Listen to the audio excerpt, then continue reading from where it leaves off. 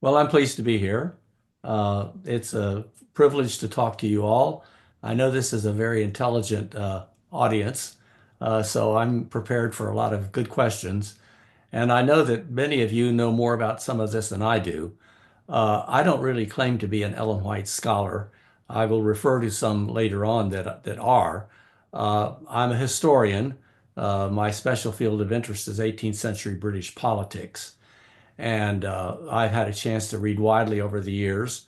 But my involvement with Ellen White studies was really sort of a coincidence. But nevertheless, I became one of the players in the 1970s and have followed it fairly closely since. Although for a long time I was sort of out of the loop and sort of had to play catch up. So I was a youth in Tacoma Park, Maryland in the 50s and 60s. I went to Tacoma Academy, Columbia Union College, and it was really a golden age, I thought, for Adventism. The Adventist church was my extended family. I mean, everything, school, church, Saturday night, friends, everything. And it was really a golden time for Ellen White. That is, she was an acknowledged authority, and nobody questioned, to my knowledge, nobody questioned what she had to say. We would have these interesting Sabbath school discussions, and somebody would raise their hand and quote Ellen White, and that was the end of the subject. Go on to something else because it's now settled. The White quote had been put on the table. And in fact, I took a course at Columbia Union College, which was devoted entirely just to Ellen White. So you might say I grew up in the faith. George Knight grew up about the same time. He was at Pacific Union College, and he refers to this as the wonderful years of Ellen White. And I think some of you might be as old as me and remember those years. Uh, the 70s changed a lot. And I happened to be at Andrews University when a lot of this was going on. And in fact, happened to be one of the key players, as it turned out, somewhat by accident. It started for me when I was a graduate student at Duke. Uh, we had an evangelistic series by a conference evangelist named Archer Livengood. And it was a two-man show. He preached, his wife played the piano, they both sang. And they had a little travel trailer they put next to the church. This was a small church, about 45, 50 active members. And being a good Adventist, I went to the meetings and in fact even got some of my graduate student friends to go. And one night at the series, Elder Livengood made some comments about the French Revolution. And it so happened that I was actually taking a class at that very time in the French Revolution from a professor, Francis Ackham. And I knew that what Elder Livengood had said was incorrect. So afterwards, I went up to him and I said, Elder Livengood, now, I'm just a 23-year-old graduate student and he's an experienced evangelist. That I said, Elder Livengood, uh, I don't think you should make some of those points you just made about the French Revolution because they're actually not true. And he said very commandingly, young man, follow me. And he took me outside and into his travel trailer and he pulled a great controversy off the shelf and he opened it up and he read it. And he said, you got it right there. And so I shut up. But at that point, I knew we had a problem. That was the first time I was aware that we as Adventists had a problem with Ellen White. So I tucked it in the back of my mind. Someday I'd look at it, but at the time I was way too busy with other things. Well, subsequently, I ended up getting a job at Andrews University. And I came there in 1967. And 1970 was the year that the Ellen White Revolution actually began. And if you think about it, it was inevitable that it would happen in the 70s because the Adventist Church had established a university, Andrews University. And Richard Hamill, the new president, was determined to create a serious academic institution. And he was hiring a lot of young PhDs, Harvard, Northwestern, UC, Berkeley, from all over, good schools. Uh, and what brought us together as a faculty was our Adventism. The physicists and the chemists and the biologists, we were all Adventists. That was the one thing we all had in common. And inevitably, we talked a lot about issues. And it turned out that every time we got into an issue, the Ellen White quotes came up. And the physicists had problems with some, and the biologists had problems with some, and the theologians had problems with some of her quotes, and I had some problems with some of the historical quotes. Uh, so Andrews University, in fact, created an intellectual hothouse. And then the second thing that happened was the establishment of the Association of Adventist Forums and the publication of Spectrum. And I think the first issue came out in 1969. And in 1970, Roy Branson and Harold Weiss, who was a professor at the seminary, wrote an article calling for a scholarly study of Ellen White, to study her in her context and to look at her as a historical character. And that sort of opened it up. In that same issue of Spectrum, there were articles about Ellen White, and there was one by Bill Peterson, William S. Peterson, English professor, actually young assistant professor, whose office was right across the hall from mine. And how many of you remember the Peterson article? It was the first one in print, to my knowledge, that actually openly took on Ellen White and critiqued her writing.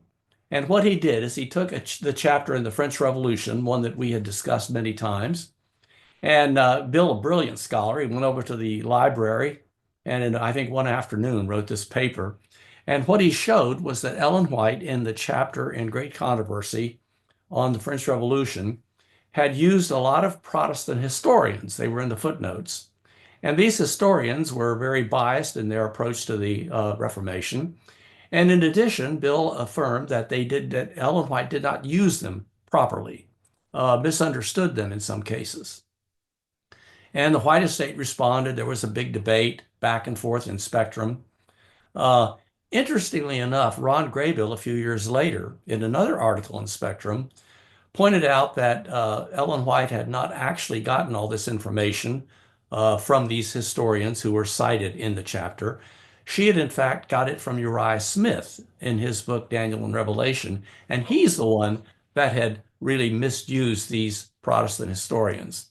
And we now know that Uriah Smith got his information mostly uh, from I'm trying to remember the name of a French, of an English novelist that wrote on the French Revolution, and wasn't even a historian. So, that's how this sort of Ellen White revolution began, I think, with Bill Peterson and the article by Weiss and Branson. The way I got into this is that, well, I don't have time to get into the details, but I decided to look at the English Reformation to see what sources she used for the English Reformation. What stimulated me was my students had asked me to do a book discussion club and to recommend a book. And I'd been reading a book on the English Reformation, which emphasized the religious, spiritual issues, not the political ones, not Henry VIII's problems with wives. And and I thought oh, this is great. Ellen White did the same thing. This is going to be a positive thing about Ellen White. So I started looking at it and discovered that she had, in fact, based that chapter, and it's actually about a half a chapter in the Great Controversy on the early English Reformation. She had based it entirely on Daubigny. And so I was now really intrigued, and I decided I needed to do another sample to see if this was, just an isolated example or whether it was the pattern. And so I picked the chapter on John Huss, and I spent quite a bit of time on that. And I wrote a paper that was done in 1973, and it compared Huss in the Great Controversy with the source, which was James A. Wiley's History of Protestantism. And the facts are that the borrowing was conclusive all the way through. It wasn't just isolated, phrases here and there. It was paragraph after paragraph after paragraph, abridged, sometimes skipped over, uh, closely paraphrased, sometimes quoted. So I prepared a paper on that, and I sent copies to all my upstream chain of command, you might say, my department chairman, the dean, the vice president, the president, the chairman of the board, the gentleman at the White Estate, and with an accompanying letter that said, gentlemen, they were all men. I said, you have a problem. It's not my problem. I've uncovered it, but it's your problem. You need to explain to the church how this can be so. And so I started a flurry of correspondence with Arthur White, who was at that time the secretary of the White Estate. It turned out in the summer of 1973, I went to the White Estate and also in the publishing department of the General Conference. I was doing some research on the early history of the Adventist publishing work. And while I was at the White Estate, and that was the summer of 73, you might remember that's the summer that Nixon is getting impeached. And Ron Graybill, who was a research assistant at the White Estate, and I used to, we would bring sack lunches and we would sit out on the lawn of the General Conference and eat lunch and talk about the impeachment coming along. And Ron Graybill said to me, Don, there's something I want to show you. This was near the end of the summer. I had about a week left before I was going to go back to Andrews. And Ron took me in and showed me a manuscript. And this handwritten manuscript, he said, I think it's by Ellen White. I think this is Ellen White's hand. I think this is hers. And you can see the word Huss on the first page in several places. And he said, I think there's a possibility that this manuscript is her rough draft of the chapter in the Great Controversy on John Huss. And he said, you need to ask Arthur White for permission to look at this, but don't mention my name. So I went to Arthur White and I said, Elder White, I've come across this. I didn't mention Ron's name. I've come across this manuscript. And I said, as you know, because we've been discussing the fact that I've already done research on this chapter, and here appears to be the rough draft. And I would like permission to take this back to and take a photocopy back to Andrews and transcribe it, turn it into typescript because it was the handwriting was abominable. It took sometimes an hour to read a page. And he said, I'll think about it. So he came back the next day and he said, I will give you permission to take a photocopy to Andrews. We'll make the photocopy. We'll hand it to you. And on condition that A, when you're done transcribing it, you send the photocopy back to me. And you don't publish anything or circulate whatever you discover. You send that to me, send that to us. So the only way I could get access to the manuscript was to give my word, which I did. And I spent about a month transcribing the manuscript and eventually produced a paper in March of 1974, which I called Ellen White and the Protestant Historians. And here it is. I had it bound at the Andrews University Press. Here's the original typescript, and I'll show you sort of what I discovered. And that is that, and I think this is now old news, that is that almost every single thing in here was paraphrased. And here's an example. I don't know if you can see this just roughly, but I put this in 3 columns. So column 1 was James A. Wiley. Column 2 was the manuscript, the rough draft.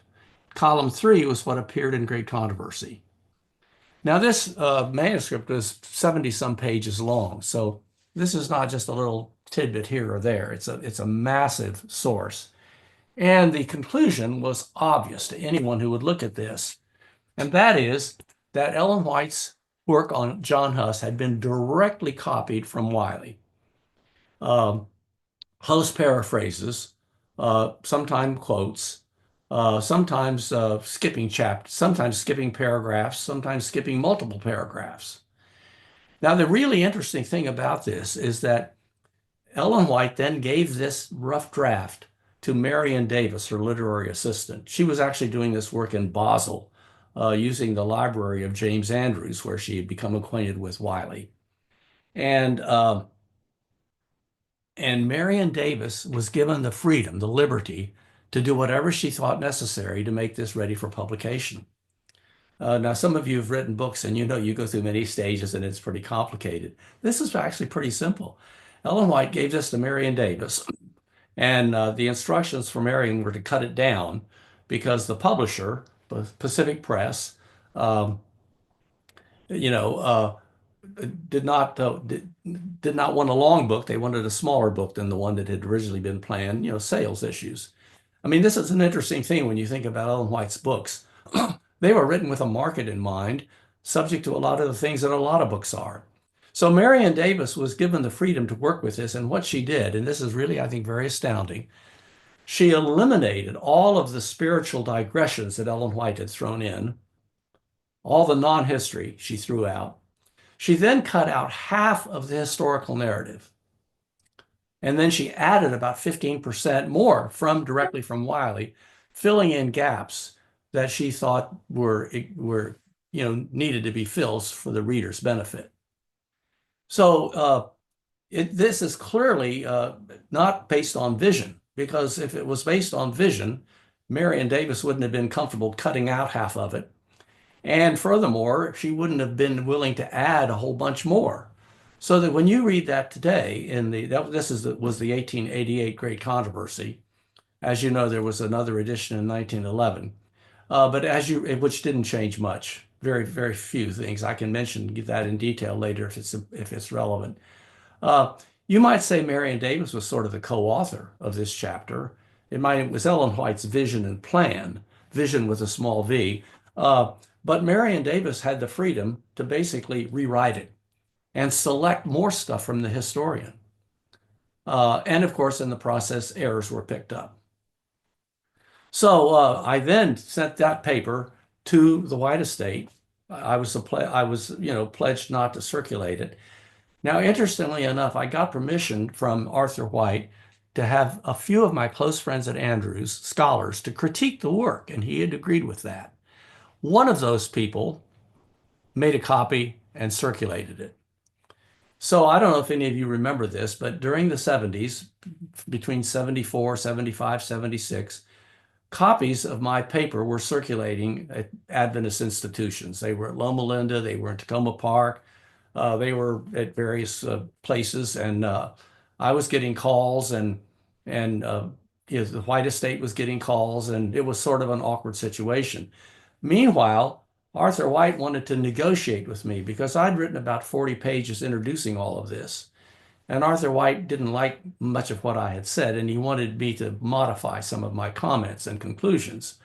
And I was willing to do this because the evidence was there and spoke for itself. But anyway, I finally completed in 1977 an update, which is this one. And the core of the book is exactly the same, triple columns. But the introductory portion is a little bit different. So this is the copy that the White Estate later put online, the 1977 copy. Okay, so while this is going on, Ron Numbers comes along. Now you all remember Ronnie because he published his book, and Ronnie had been on the faculty at Andrews with me for a year. And then he had taken a job at Loma Linda. He was going to teach the history of medicine to med students. It turns out they were not very interested in that course, and he had time on his hands. And I remember in the December between Christmas and New Year's of 1971, Ronnie and Bill Peterson and I were in New York for a joint meeting of the American Historical Association and the Modern Language Association. And Ronnie said, I've been doing some Ellen White research, and I think she got a lot of her health information from doctors and others at the time, health reformers at the time. So Bill and I are saying, "Oh, Ronnie, you need to do this. We're into Ellen White research. It's a lot of fun. It's interesting. You need to do this too." And so Ronnie said, "Well, I think I might. I think I might." Well, what came of that is Prophetess of Health. Now, this was not published until 1976. But for about a couple of years, it was in the process because Ronnie, being a very ethical man and a really good historian, had given a copy of the text to the White Estate for their review. He said, "Look, I'm publishing this book." He had a publisher lined up. He said, "I don't want to make mistakes. If you find anything in here is wrong, let me know." Well, that erupted into a huge back and forth. The White Estate did everything they could to derail the book. They tried to convince the publisher not to publish it. They tried to talk Ronnie out of a lot of passages here and there. There was a lot of negotiation back and forth. Interesting if you want to get into the details of how they were doing that. But in the end, Ronnie had the facts, and he didn't have to make too many changes. But for actually, from Ronnie's point of view, the White Estate helped him write the perfect book. There were no more mistakes left because they had cleaned up everything that might be a little bit wrong here or there. And Prophetess of Health is one of the seminal events in the history of Adventism, I think, because it blew the whole thing wide open. Some of you must remember this because I think the book is still having an influence today. It's just straightforward history. It's viewing Ellen White in her health ministry, showing how she was visiting the sanitariums and health resorts and retreats of these famous health reformers, and how she was reading their works and copying them.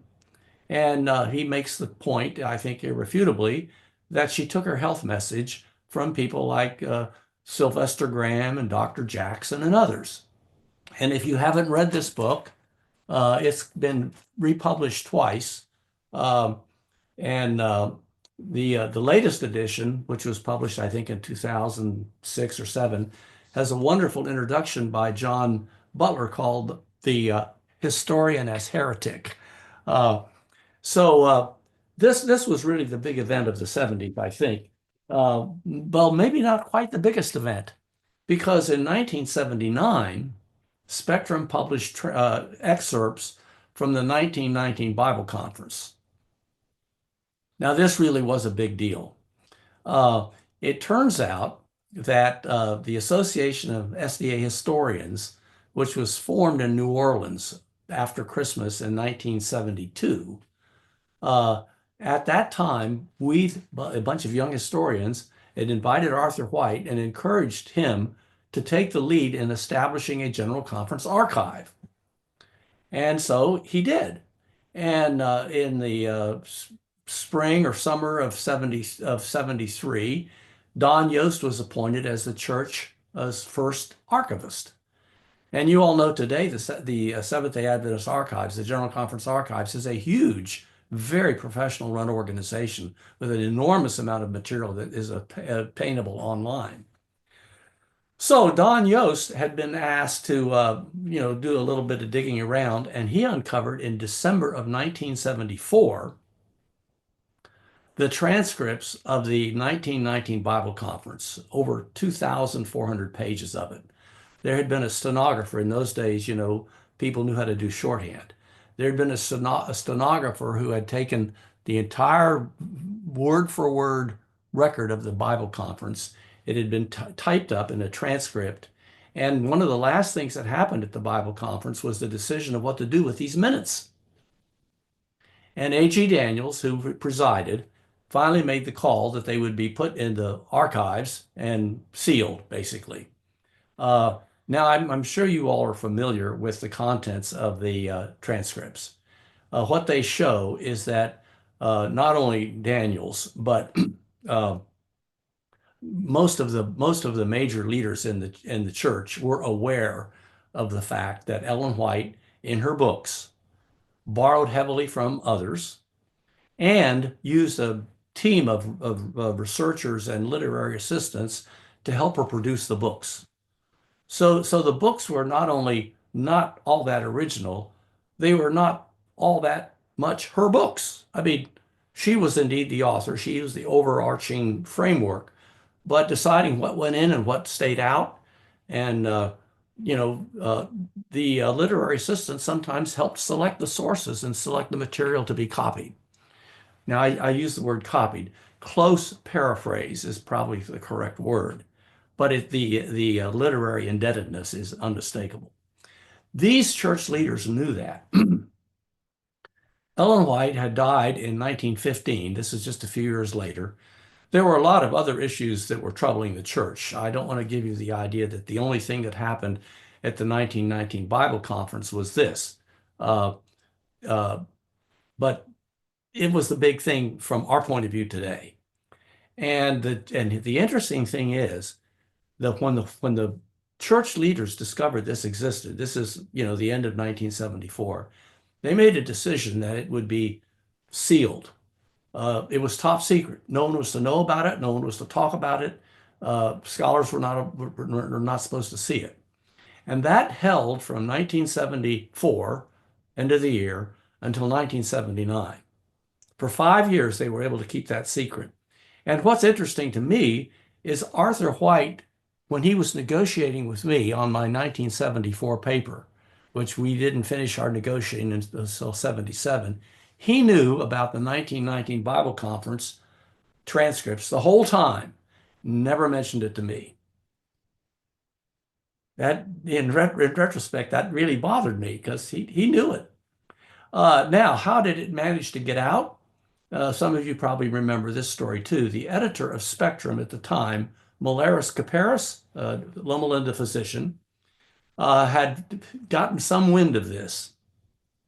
And he asked for an opportunity to go look at the archives that were beginning to come together. Now they've had 5 years or so to, start really creating an archive that was accessible to scholars. He got a hold of this transcript and made copies. And because he had never signed a statement declaring that he would not do so, he considered that he had the freedom to publish it. Now, I would say that's probably a close ethical call.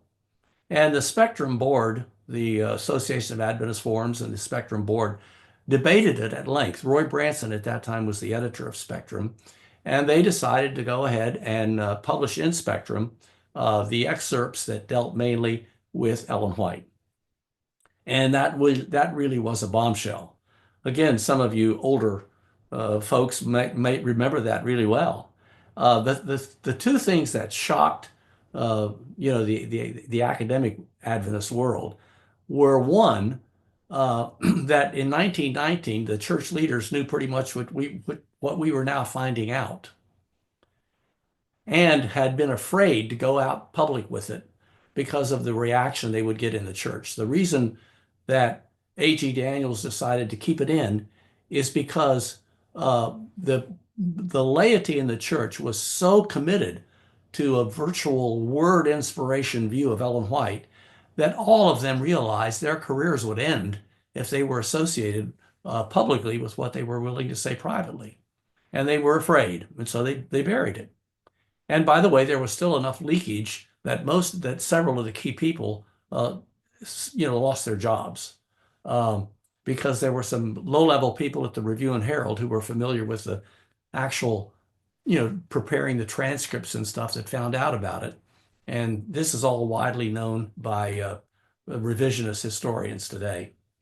So those are the two. That was the first thing. They knew and kept it hidden.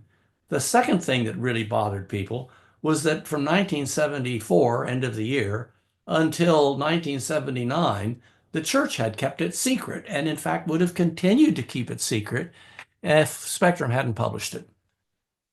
And I think this might have made a bigger bang in the Adventist church than Ronnie's book. There was one more shoe to fall, and that was Walter Ray's work, The White Lie. And there's a little bit of a background story to this too, and this is actually, I think, maybe quite significant. Walter Ray was a Southern California pastor who had been very devoted to Ellen White, memorized large passages, really a hardcore supporter of the spirit of prophecy. And he had begun to discover examples of borrowing, copying, close paraphrasing.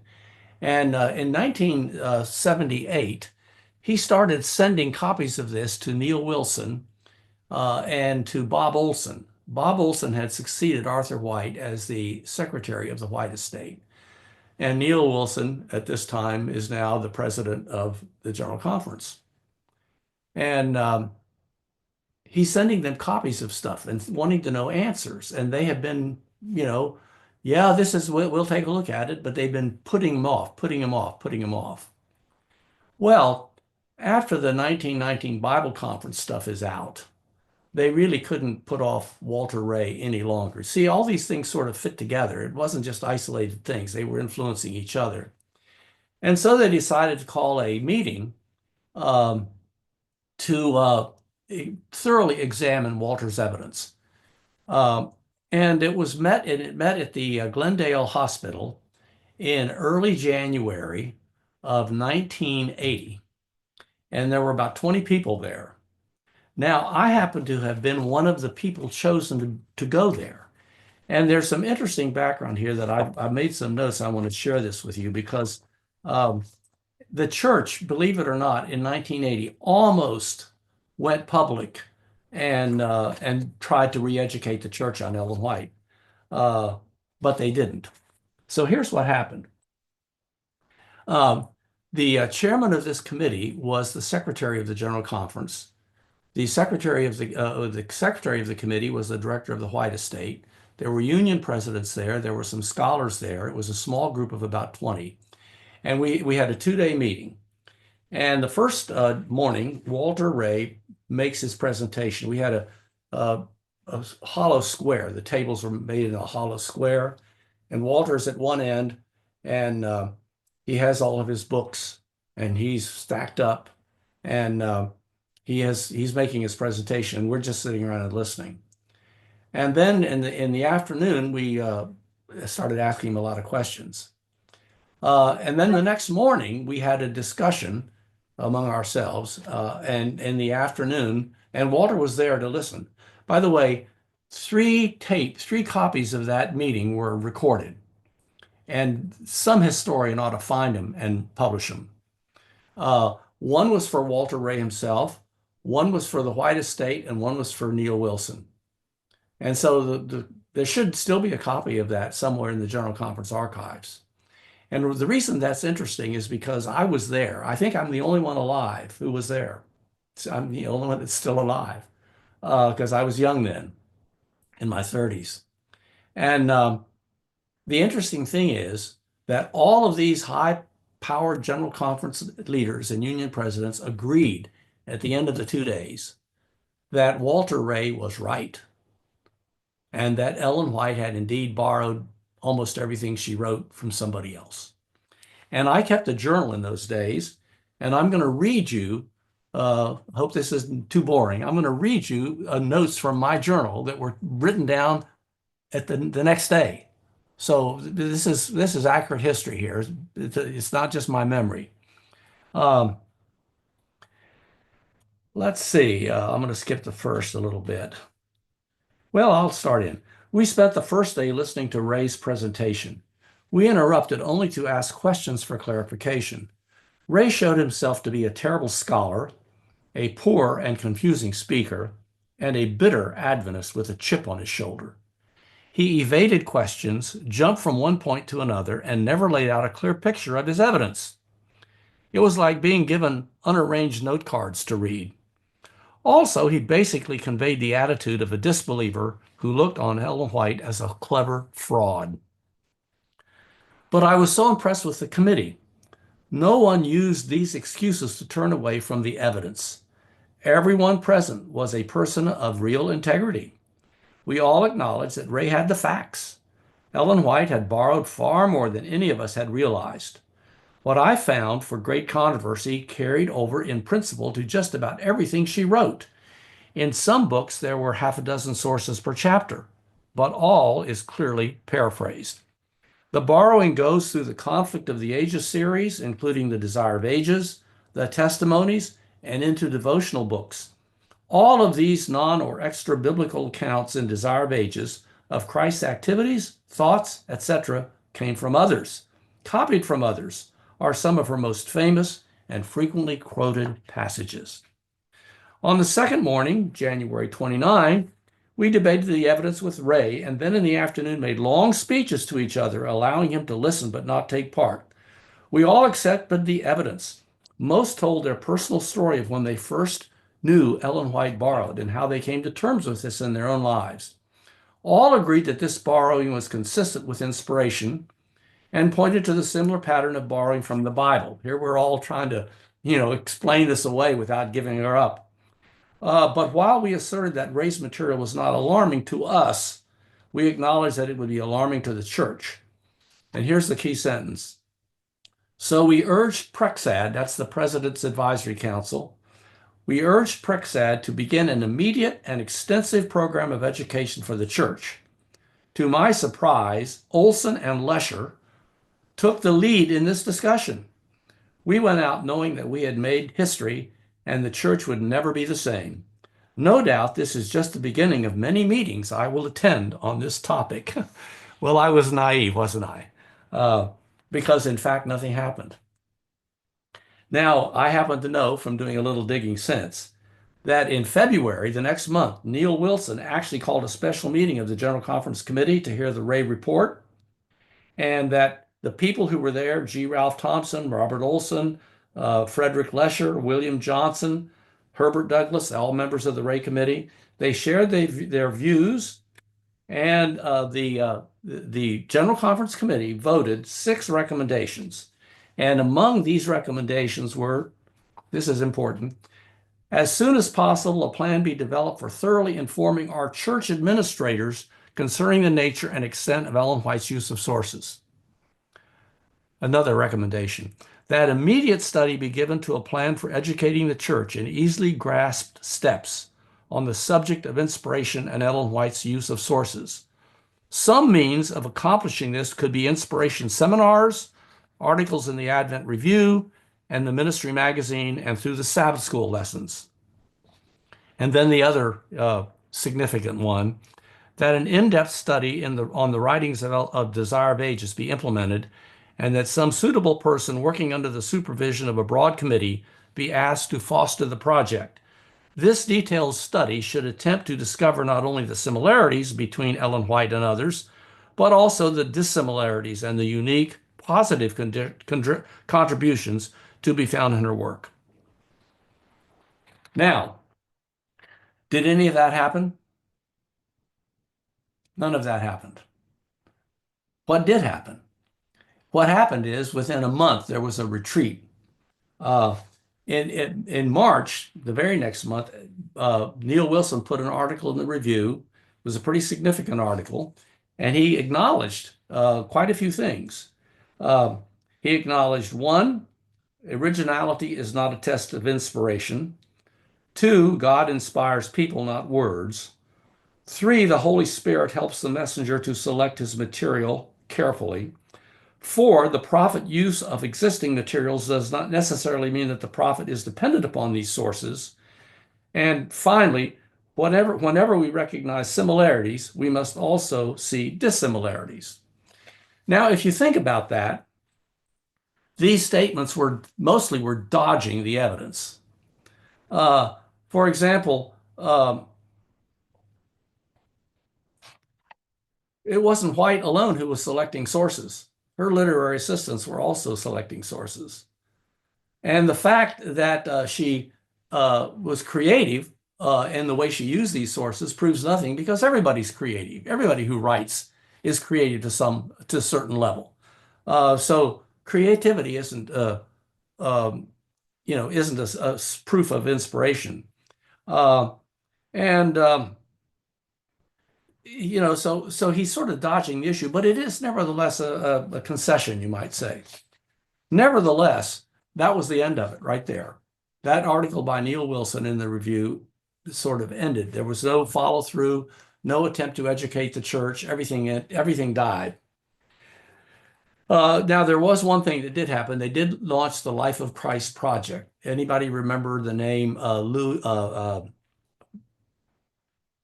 what's his name? Fred Veltman. Anyone remember the name Fred Veltman?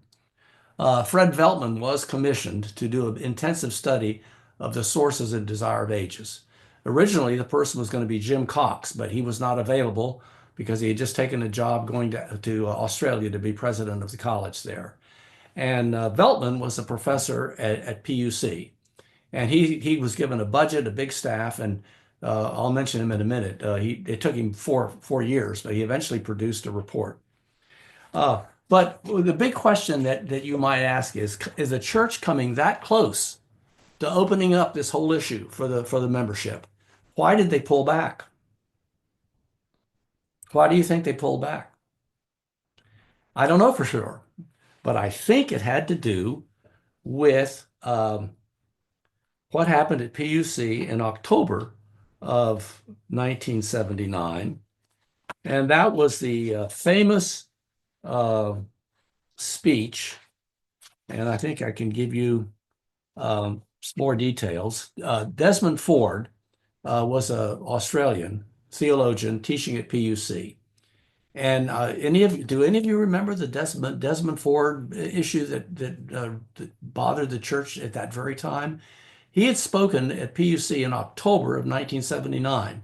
That's just a few months before we had our Ray hearing in Glendale, and just uh, not even a year has passed when the General Conference is now facing a decision. What are they going to do?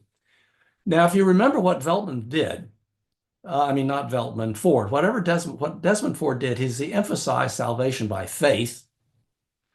Uh, he emphasized that salvation happened at the cross. Sorry, Craig, I supposed to have 10. Thank you. And also that the investigative judgment could not be found in the Bible. The 1844 investigative judgment could not be found in the Bible. You found it in Ellen White, claiming that certain Bible phrases led to this conclusion, but no biblical scholar would actually accept that. Now think about this. It's one thing to say that Ellen White is borrowing from others. It's another thing to open the door to the fundamental foundation on which the Adventist Church is founded, 1844. And I think faced with that challenge, Arthur White said regarding Desmond Ford, this is a direct attack on my grandmother. So I think it was the Desmond Ford issue that caused the brethren to back off of educating the church on Ellen White. Because you remember later that summer, they had the famous Glacier View Committee, where Desmond Ford was basically, he ended up being defrocked and went back to Australia. And also, if you will recall, that summer in July, there was a general conference session. And if you remember, at that general conference session, for the first time in the history of the Adventist Church, a formal statement of belief in Ellen White was entered into our statement of fundamental beliefs. That's when the church took the position that Ellen White was a continuing authority. And this word authority is a pretty important word to keep in mind. So there was a movement almost to make it go. And then there was a backing away and, in fact, a retrenchment. And the only legacy of the research of the 70s was the Fred Veltman report that came out a few years later. Now, I will say this, one of the recommendations of the General Conference Committee that met in March of 1980 was a follow-up conference. And in 1982, there was a conference in Washington, D.C. of Ellen White employees. You know, they had White Estate satellite offices at colleges all around the country and all around the world by that time. And they brought all these people together to sort of review what the state of affairs was with Ellen White studies. And there were people there who tried to make the point that our definition of inspiration should be based on the facts. But in the end, this group voted overwhelmingly to endorse the historic view. And so that was the end of it until the Veltman report came out. And here's what's interesting about the Veltman report. Fred reported that 31% of great controversy could be directly traced to sources. And the church leaders trumpeted that as success.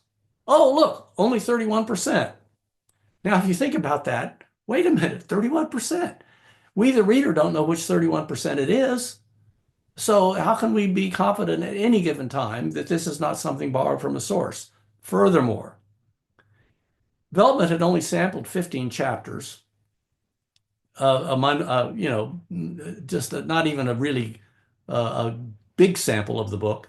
He had not looked at any sources from other Adventist writers. And in fact, Ellen White was doing a lot of borrowing from other Adventists. Um, which is interesting because it shows she wasn't trying to cover it up herself all that much. She was trying to cover it over a little. Well, we can talk about that later. Uh, but he also, a lot of the sources were fiction. That is, of those sources that she was using, they were not historical sources, they were fiction. So some of these beautiful stories you read about Christ and Desire of Ages are fiction.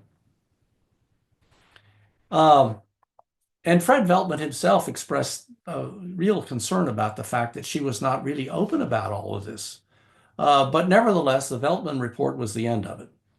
And that really sort of brings me to the end of my first big section of the presentation today, because what I want to do in the second section is talk about the revisionist historians and what they've done since.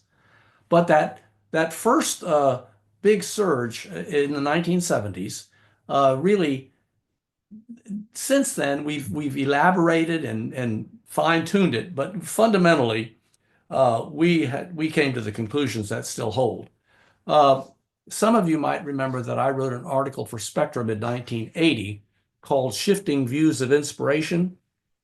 And in that article, I tried to summarize the learnings of the 1980s. Uh, at this time, I had as sources, of course, my own work, Ronnie, a lot of articles in Spectrum, some by John Butler, some by uh, Ron Graybill, uh, work by Gary Land. There was a lot of work done in the 70s. And I summarized that. And basically, the summary is that she borrowed from other sources and she was a product of her time and place. She was influenced by what was going on around her. She was a 19th century American woman, and her views about Catholics, about science, about uh, history were based on what she knew around her. Uh, so after 1982, it sort of quieted down. The church got focused on other issues, and the revisionist historians um sort of disappeared. A lot of them left church employment. Ronnie did. Eventually, I did. Um, Roy Branson did. Bill Peterson did. Harold Weiss did. Um, the big push of the 70s sort of ended. Now, before I go into the revisionist historian since, does anybody have a question or comment to make about the 70s? Because some of you probably remember them.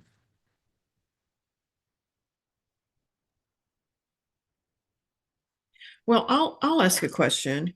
I think I've always had the impression, um, whether based on what was implicitly available or explicitly stated, that the reticence to publish the results of that meeting in Glendale that you spoke about Mhm. was internal. But my question is, were there any external sources of pressure uh, on those folks who attended and the ones who ultimately made the decision? Sources of power outside the actual employees of the church, big donors, ASI. I mean, I'm just pulling I'm things out of not, my. I'm not, I'm not aware of any. Uh, Okay, I don't think the church generally knew the meeting that took place at Glendale in January of 1980. I don't think it was known. There was not any big public notice about it, and everybody there was an employee of the church. Um, right. Well, they would have had to have spoken to someone in a private conversation, and so I just was curious whether there were any sources of influence outside that. I'm not aware of any. A prominent layman, particularly ones with money, if they had known about all of this, might have been in a position to put some pressure on church leaders. But I don't think they knew about it. Uh, so I don't know the answer to your question, but I don't think there Okay, was. I think the pressure was that the church leaders knew if they opened up this discussion about Ellen White, the membership would be hostile, just like in 1919. That's what scared them in 1919. They were afraid that the champions would rise up, like the Standish brothers, who wrote a book called "The Greatest of All the Prophets," and that they would be labeled as heretics. And I think that the Desmond Ford situation made it even riskier to bring it up because that might, if Ellen White could be questioned, maybe 1844 can be questioned. And that would be something that would have maybe led to a major schism in the church. Okay, thank you. I I'm think just going to, I think they backed up in short for political reasons, not because okay. intellectually they were convinced that in fact uh, there was no merit in this Ellen White research. I think what I saw at Glendale was a clear acknowledgement that they recognized what the facts were. Okay. Now I've got two hands up. We're just going to hold it to those until Don can go on to his second part of his Okay. presentation. Yeah. But Linda, you've got your hand up. Go ahead. Hi, thank you, Dr. Dawn. Before I address you, first I want to say to you, Linda, how much I admire you. You're very gracious with the way you come across. When I'm passionate about a subject, I come at it like a bull in a china shop. But I've been watching you over the past months that I've been, coming on here regularly. And I just really admire your way, and I'm trying to learn from you. Well, So namesake, getting on to namesake, you're very gracious. Thank you. Thank you so much. That means a uh, Don, Yes. I am currently in the past few weeks in a process of grieving. Since the Ryan Day, so maybe some of you have heard about it. Since his resignation from 3ABN and his renouncing Ellen White as a prophet, specifically the investigative judgment. Um, For over 20 years, Ellen White has been a source of comfort and inspiration to me. I haven't read a lot of her books, but I did read like Steps to Christ. That was such a comfort. And Desire of Ages. And right now, when I've listened to a lot of Ryan's, he got some tapes on YouTube, and they make a lot of sense. They make a lot of sense. And I'm grieving because I've been a Seventh Adventist, let's see, for over 20 years, and Ellen G. White was a big part of that. I mean, not to prove anybody wrong or beat somebody over the head, but I mean to me personally. I know years ago when I was going through like a depressive period, her books, Mind, Body, Mind, and Character. I can't. It's two volume set. Mind, Character, and Personality. Those books were such an inspiration to lifting my spirits. Um, I'm grieving, and I don't know where to go. I don't know where to go I because have Linda, I I have don't believe she's a I have an prophet. Linda, answer for you. I yes. If you don't know where to go. I think And I can I I don't think I know. can tell you if you will wait till I finish, because the last book that I want to introduce to you, and I'll just bring it out now, uh, is this one. This one has just been published. It's only been out 2 or 3 weeks, and it is a positive look at what Ellen White actually does for us. And this is where I'm going to end. I'll just show it to you now. So. We don't need to throw out Ellen White. We just need to understand her better. And I think I can get to that point. The revisionist historians of the last 50 years have gradually fleshed out this picture. Was there one more question here? Yes, George, let's a brief question, George, or comment. Yes, very brief. Thank you for the presentation. The fact is that in those days, the church, the leadership knew everything that was truth about it, and they deliberately decided to do a cover up. But the worms were out of the can. They knew it. Why do you think that they decided to keep the secret, knowing that the secret was no longer a secret? What were they thinking? Did they subestimate the people's intelligence? Why did they do such a stupid thing? That's my question. But I don't know the answer to that. There have been turning points in the history of Adventism on the issue of Ellen White. And in fact, I have an article on that in this book.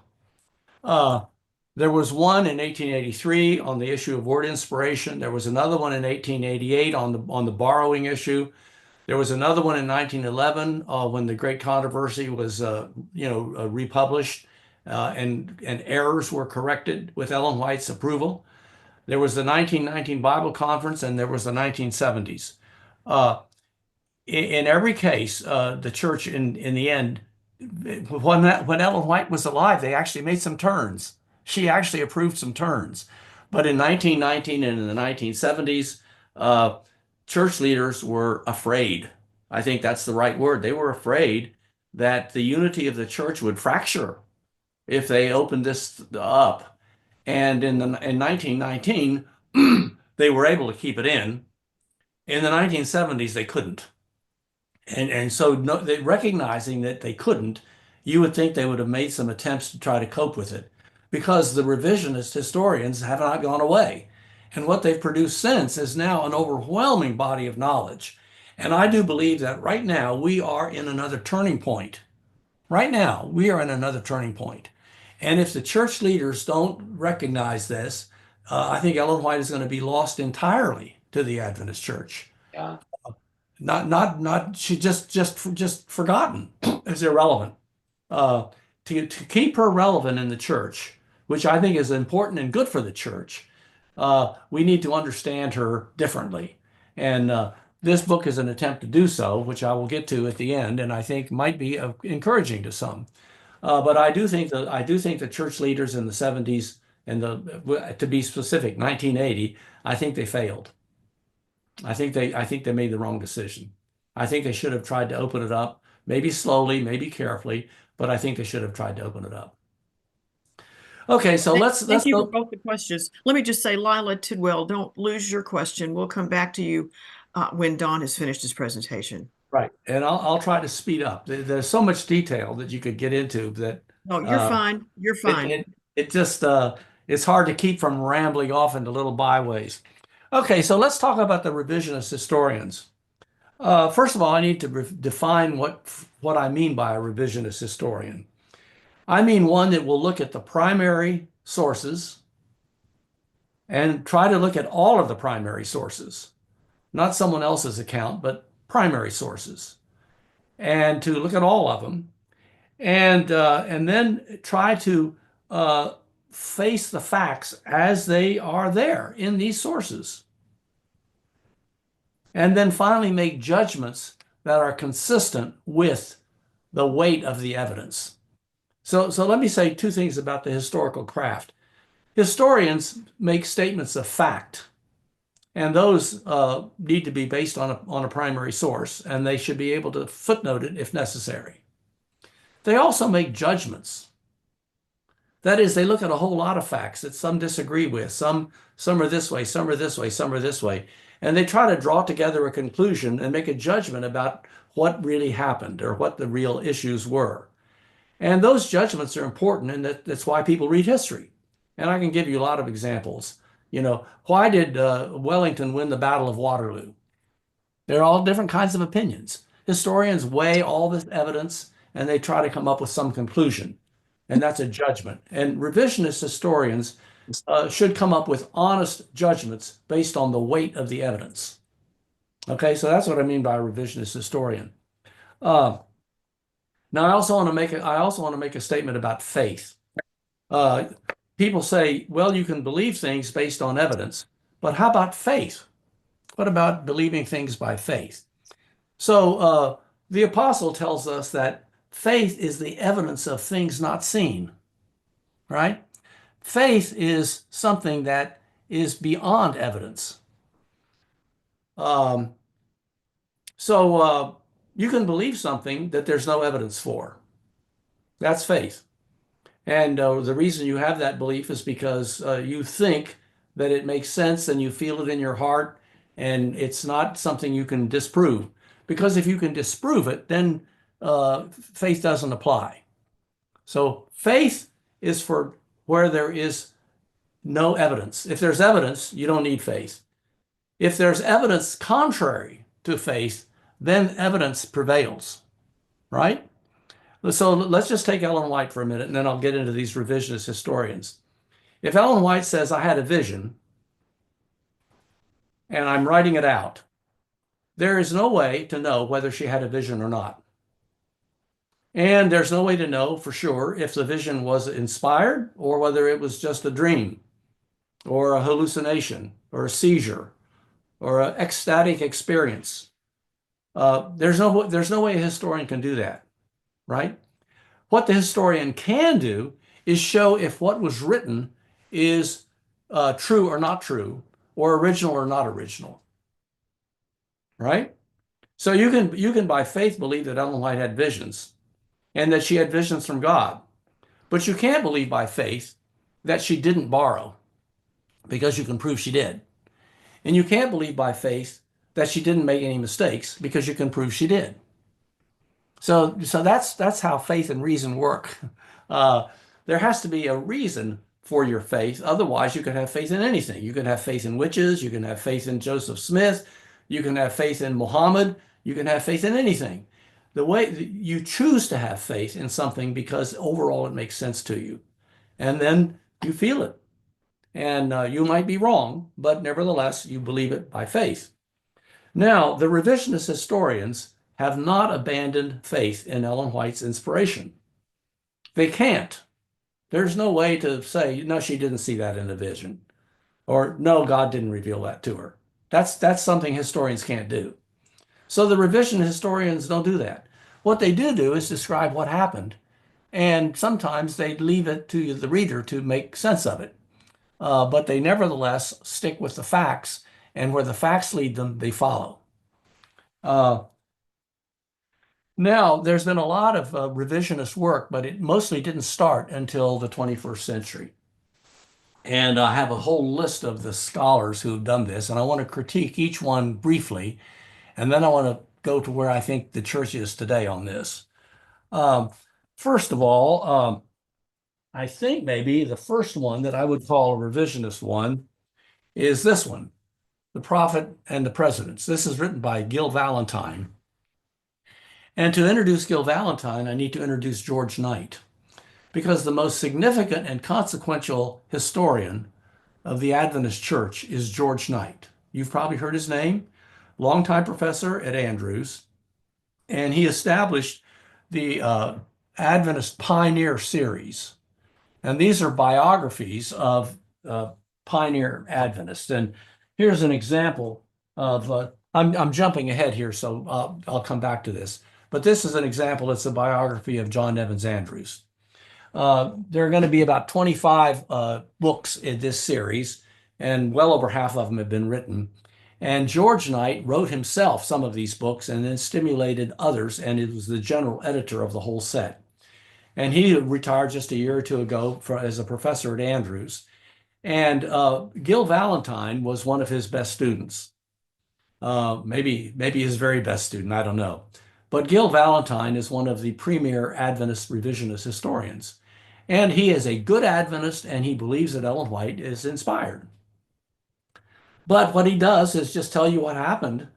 And some revisionist historians will describe an event and then show you the significance of it. Others will just describe the event and move on and let you determine for yourself whether it's significant or not. Now, why would they do that? Well, two reasons. One is they want to get published. If you look at this history of revisionist historians, most of their work has been published by the Pacific Press. And some of it has been published by Oak and Acorn. I don't know if you've heard of Oak and Acorn. It is a publishing house owned by the Pacific Union. The Pacific Press is a publishing house owned by the North American Division. But these are denominational publishing houses, and virtually all of these revisionist works, a couple of examples are otherwise, but they are responsible for publishing this.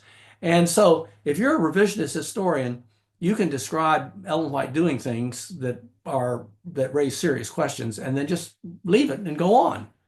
And the reader will say, "Oh, wow," you know. Or you could say, "See, this illustrates a point that I want to make about how Ellen White thought and worked." Most of the revisionist historians have not done that. They want to get published. And number two, they have been pastorally concerned for the Adventist church. That is, they know that this is a very delicate topic. They know that it's a very sensitive topic. They don't want to be divisive. They don't want to create a schism. They don't want to undermine faith.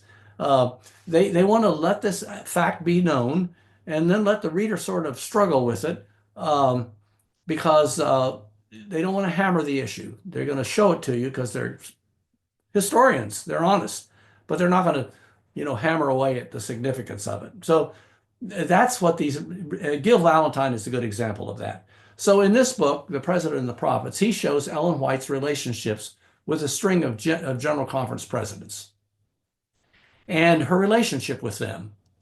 And when you read this, you realize that she was very pushy, very demanding in having her way, and very much concerned about maintaining her power in the church.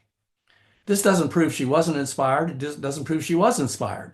She was clearly a significant historical figure. We would not have the Adventist church that we have today without Ellen White. She was a smart, effective, very, very influential person, and we give her credit for that. But you begin to see a different side of her when you see her as a politician at work. She was not ineffective, and Gil Valentine's book sort of pushes you into that direction.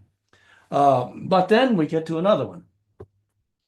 Now, this one is, I think, the most significant work of revisionism that has been published to this day. And this book was published by Oxford University Press.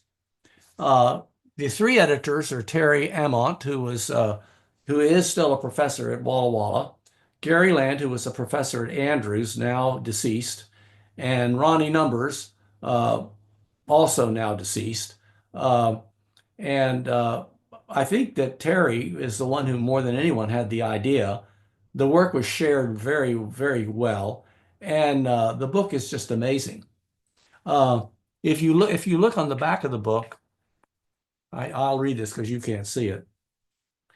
This is a statement by Lee Eric Schmidt, who's a distinguished university professor at the Washington University of St. Louis.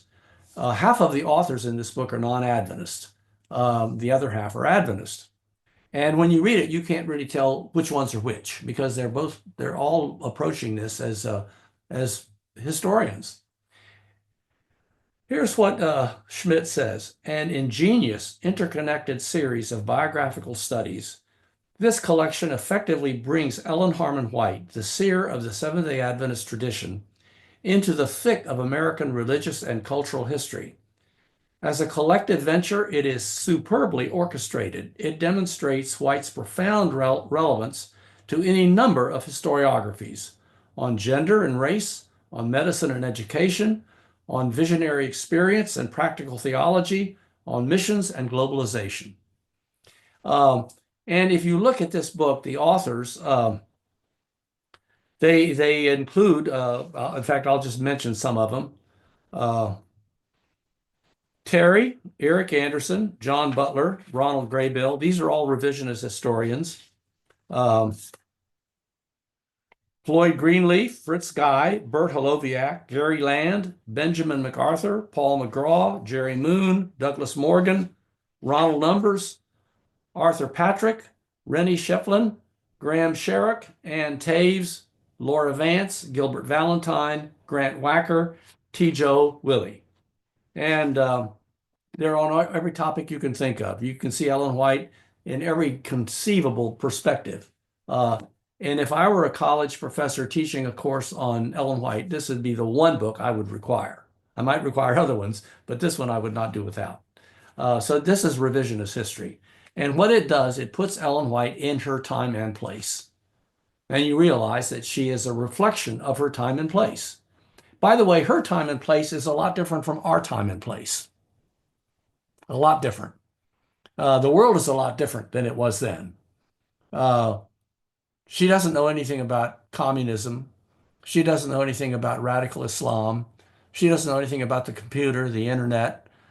She doesn't know anything about birth control pills. Uh, she doesn't know anything about a lot of things that we know about and grapple with. Uh, we have to see her as a product of her time and place. That's the underlying core message of this book. Okay. Then this book here, I don't happen to have this book here. This is by Dennis Fortin. Now, you might know Denny Fortin. He is a professor at the Andrews University Theological Seminary, still, right, as we speak. And as a matter of fact, he was previously dean of the seminary. We're talking about a very serious scholar who is at the very top echelon of the Adventist Church. Dr. Fortan is here, Don. Is he on the screen? Mm, Is he with us? he's with us, yeah. Oh, well, Denny, welcome aboard. Uh, this book is an amazing book because it's an annotated edition of Steps to Christ, and you now understand when you read this book the role of her literary assistant, particularly Marion Davis, and that's revisionary. That's revisionary, and it also makes the point to the person who asked the question earlier about being at a grieving, about grieving. I forget what her name was. She was the last question I had, next to the last question. Uh, That was Linda. Linda, this is the book you should read. Uh, Denny became an Adventist as a result of reading this book. And the devotional power of this book is really amazing. It's wonderful. And so even if she had help writing it, even if there was a lot of sources involved, the net effect is a powerful devotional book. And the reason I call it revisionist because it lays out the facts of how the book was written, but it's also a positive Adventist book because it shows the value of Ellen White as a devotional writer.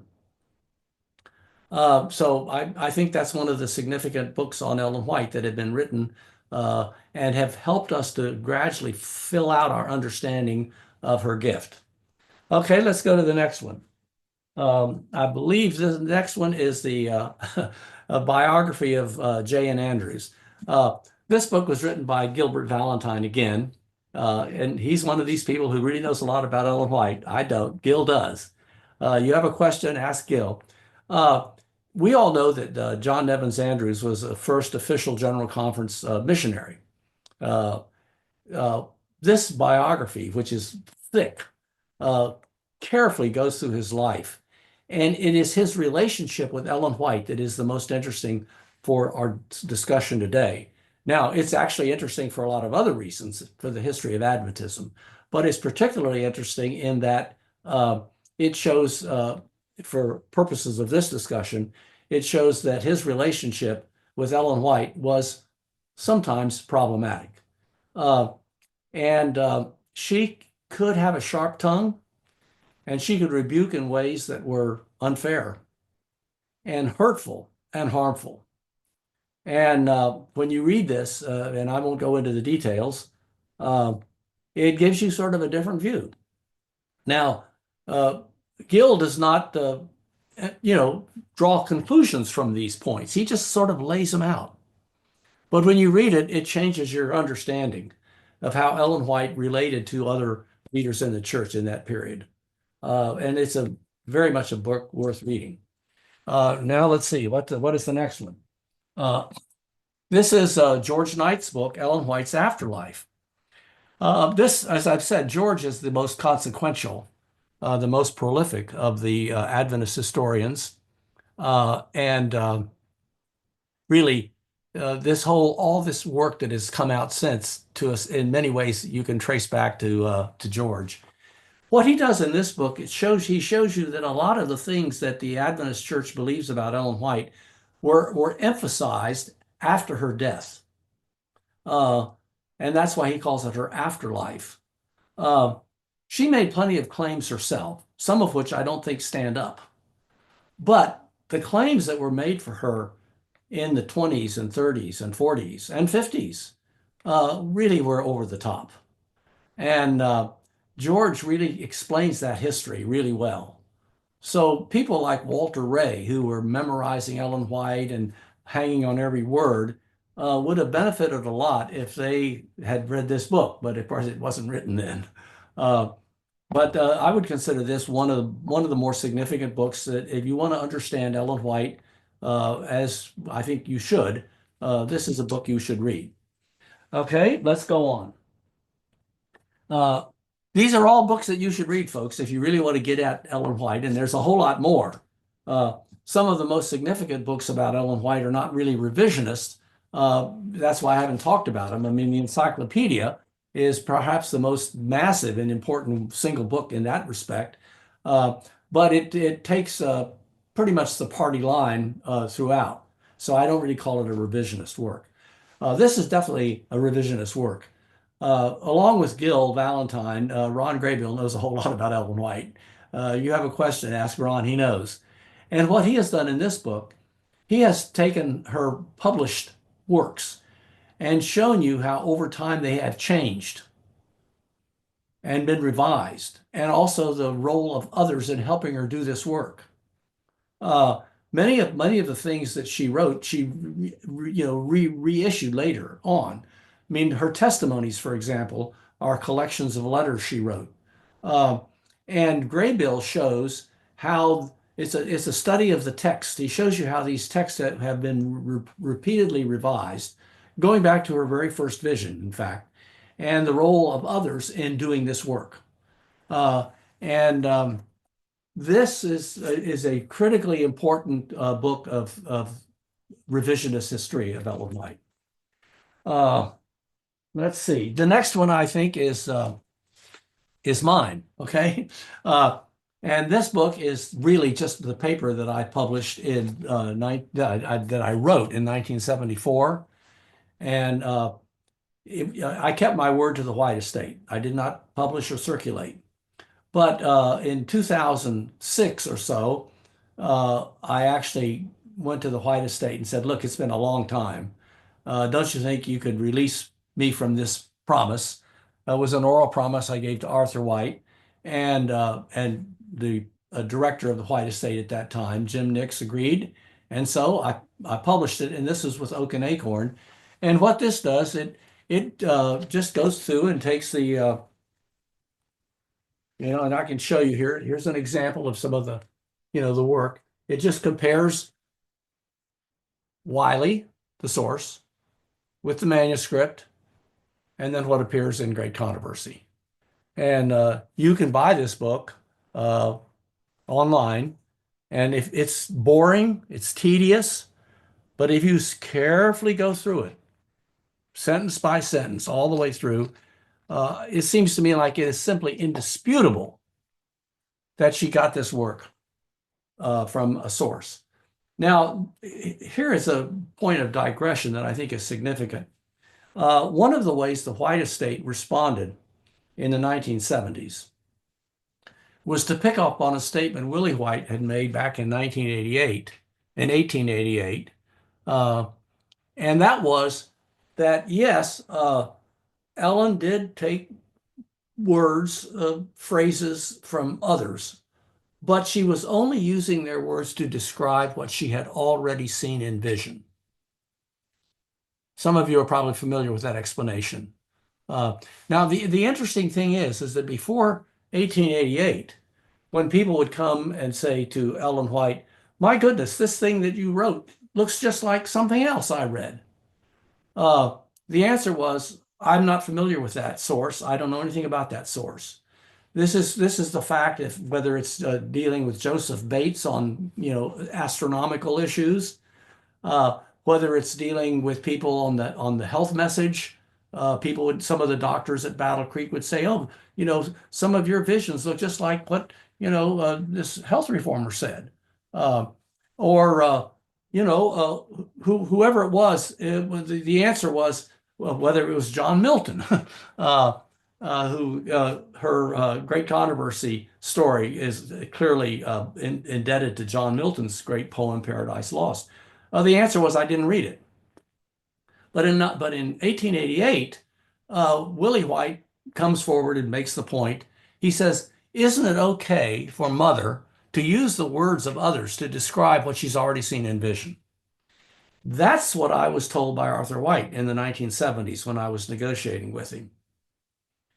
Now, I want you to think about this for a minute.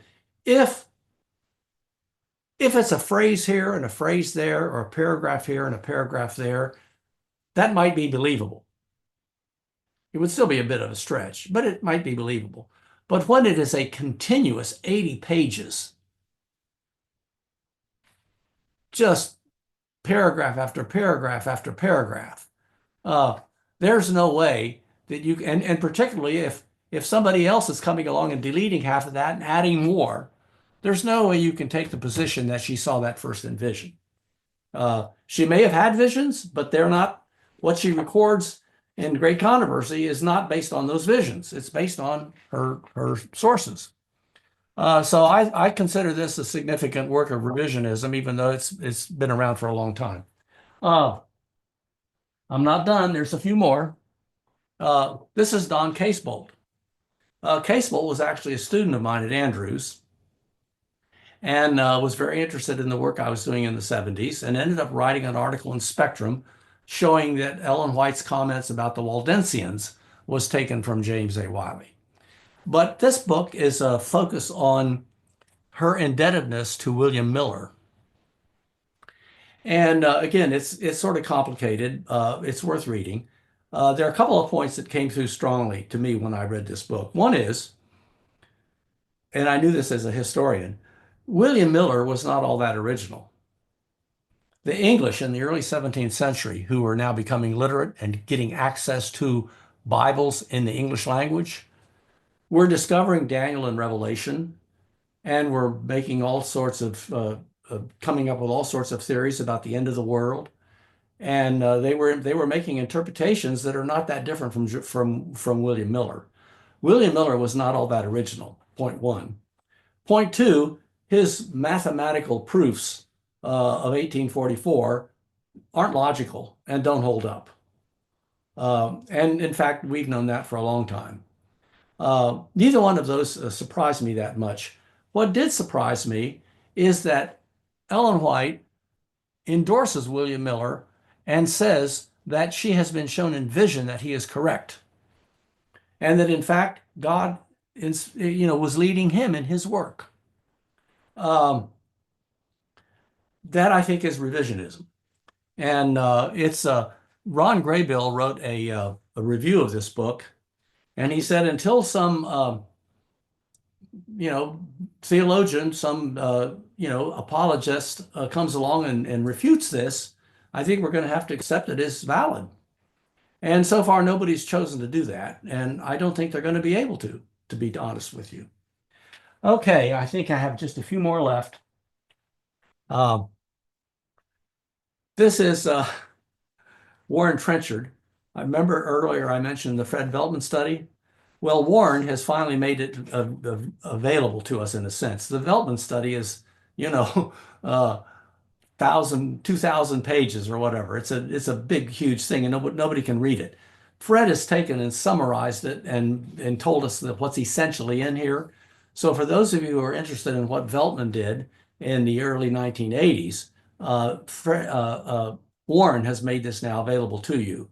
This is another book published by Oak and Acorn, and it's very interesting because the spin that you might say church leaders put on Fred Veltman's work in 1984, 5, 6, and following is not exactly the way Warren Trenchard sees it for us.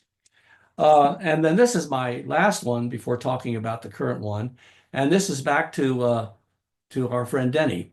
And this is an amazing book you should read. Now, G.I. Butler was a very prominent church leader, one that I didn't know that much about. What's interesting in the book from our point of view today, discussing Ellen White, is Butler's relationship with Ellen White. And he struggled with some of the testimonies and some of the letters she sent to him. he believed that he had proof that she had said a certain thing, and then she comes along later and says she didn't. He struggled with this. And when you read this book, and then he lays it all out very clearly, and in fact, you can tell that he is himself, the writer, is struggling with this of how to explain this to you.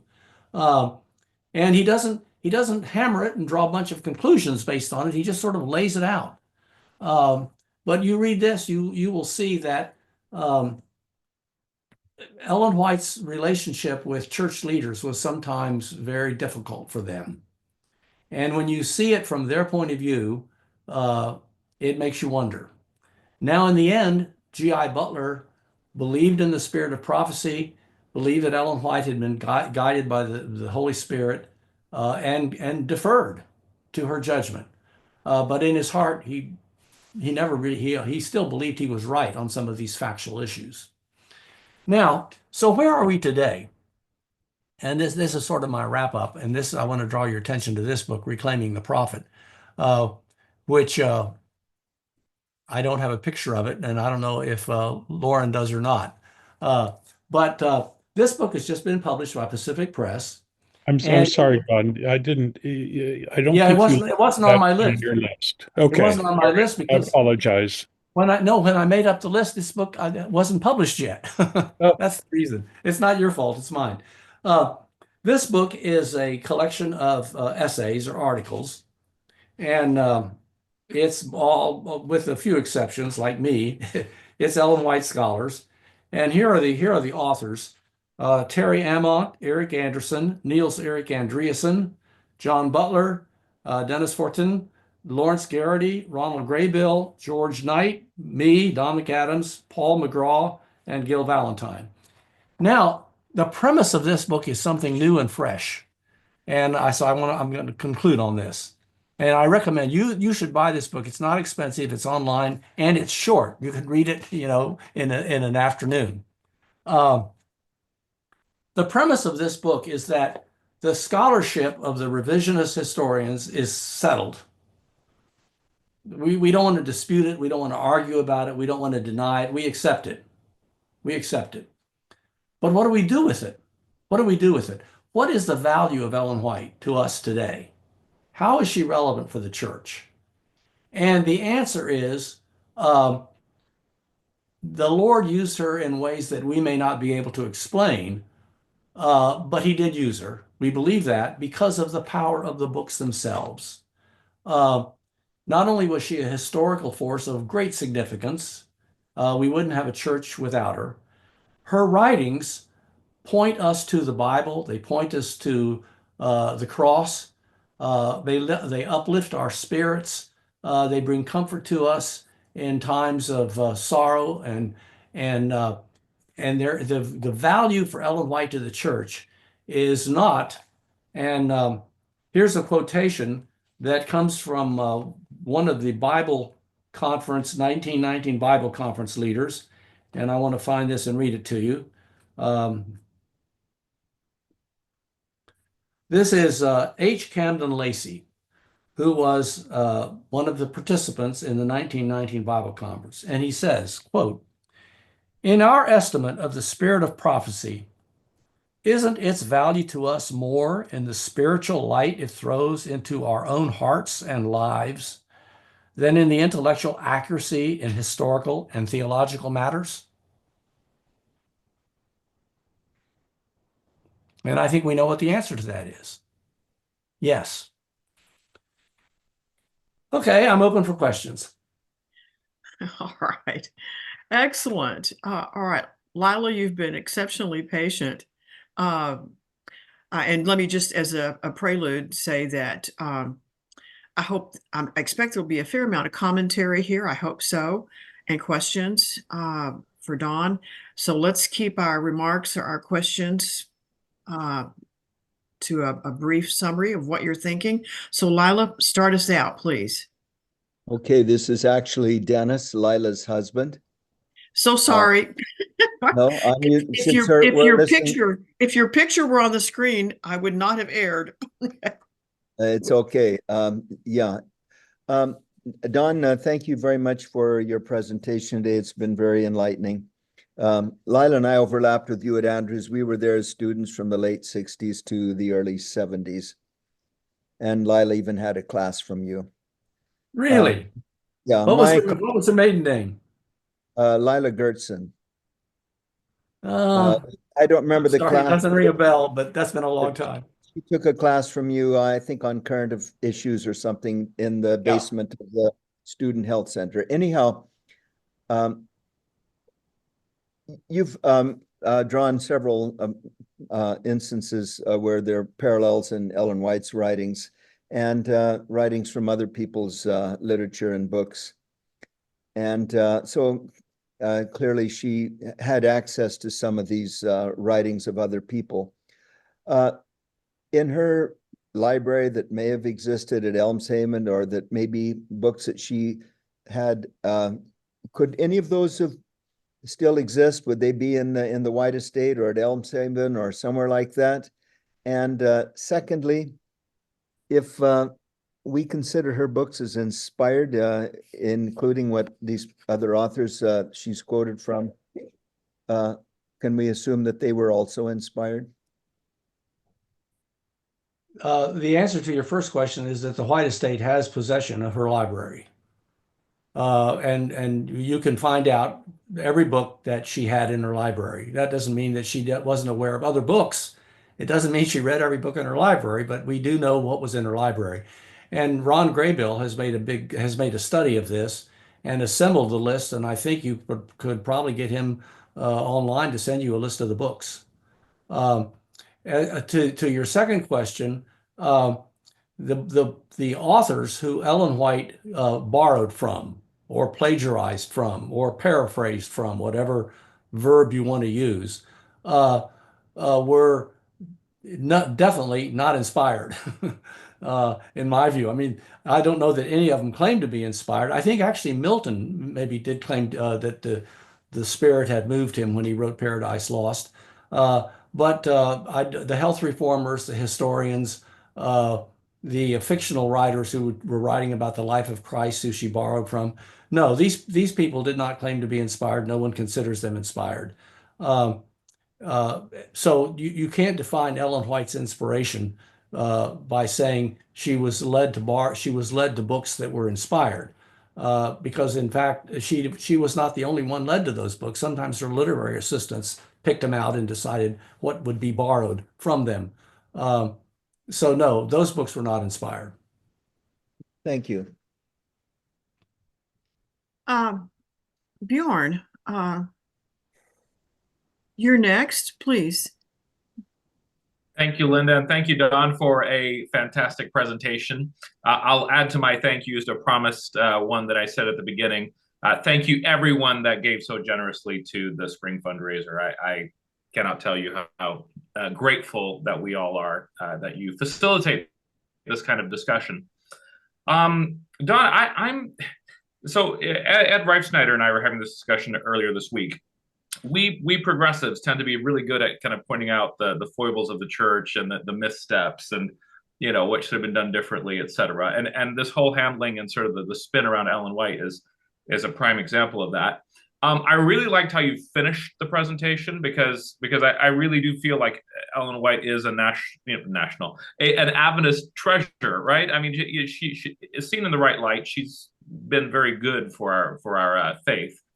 How do you propose that an outlet like Adventist today, a platform like Adventist today, talk about her and help in that sort of re-education of the faith community around Ellen White? Because I don't know. I mean, you were citing earlier attempts to kind of set the record straight on Ellen White, and I feel like progressive voices have typically been very, very academic and limited in their reach, and we want to get it out as far as possible to sort of the pew level Adventists. So, how would you communicate with Adventism at large about this kind of thing in a way that's both responsible but sort of addresses the issue? Well, I'll try to be succinct, but it might take a whole book to make the point. I think the point is that the message that I would like to hear from the General Conference, from church leaders about Ellen White, and that I would like to see taught in our schools and in our textbooks and in our Sabbath school lessons, is that Ellen White is a great treasure for the Adventist Church, that without her we wouldn't exist. She had such a significant role in shaping who we are, and that she can still be read with profit. Even though her writings were written at a different time, in a different place, and for a different culture, we cannot take her as an authority on history, on science, on theology, on biblical interpretation, but we can still read her with great profit because she does bring to us spiritual power and strength. She points us to the right things. She points us to the Bible. She points us to the cross. She points us to a good life, an honest, ethical life, a life of balance that focuses on the more important things. And in a culture which is sidetracked with the internet and all kinds of trash and unbelievable stuff, uh, I think Ellen White's writings would be very helpful for people to read, understanding as they read them that they're not authoritative, but they are directional. And that's how I would like the church to present her to the membership. Thanks. Great answer.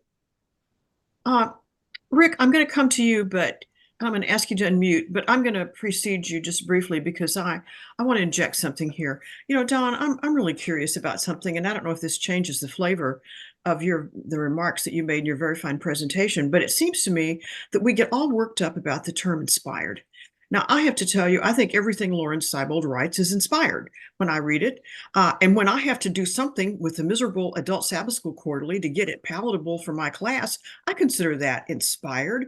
I mean, are we stingy about the notion of inspiration? Is that what the problem is here? Or is it because we take something that is inspiring or inspired, and then we try and move it up a level to what you just said, to authoritative? Is that where the problem really lies? Well, defining inspiration is a challenge. Clearly, Mozart and Beethoven and a lot of other people could do things that none of the rest of us can do, and we can't even understand how they did it. And you can say they must have been inspired. But when we use the word in the religious context, we usually refer to it as special revelation, and that is as something specifically told us directly by God in a vision or a dream. And a lot of people, is just as speaking as a historian, there are a lot of people over the centuries who've claimed to be inspired. I mean, thousands of them. This is not something that's unique and special. In the 17th century, there were English women who were recognized as prophets and even consulted by the King's Privy Council. And they claimed to have dreams and visions directly from God. Human beings have ecstatic experiences. They have it in all cultures and in all religions. I don't understand fully what that means. I do not deny the possibility that God is using people through that medium, through that process. But whatever it does mean, I can tell you what it doesn't mean. And it doesn't mean things that can be disproven. If you can disprove something, it doesn't mean that. And just simply, let's take the age of the earth, something that Adventists have bandied around for 50 years now. The evidence for an old earth is overwhelming. If someone says the earth is only 6,000 years old, they're wrong. Okay? I mean, in the end, evidence has to be honored. And then you have to define inspiration within the context of that evidence. And so I think with Ellen White, you can believe that she had visions and dreams that focused her directionally. But I don't think you can believe that what she wrote was based directly on those visions, though she claimed they were. George Knight makes a good point about a lot of the claims of Ellen White followed her death as a result of the fundamentalism in the Adventist Church. There was fundamentalism in the 1840s and 50s and 60s. Believe me, serious fundamentalism.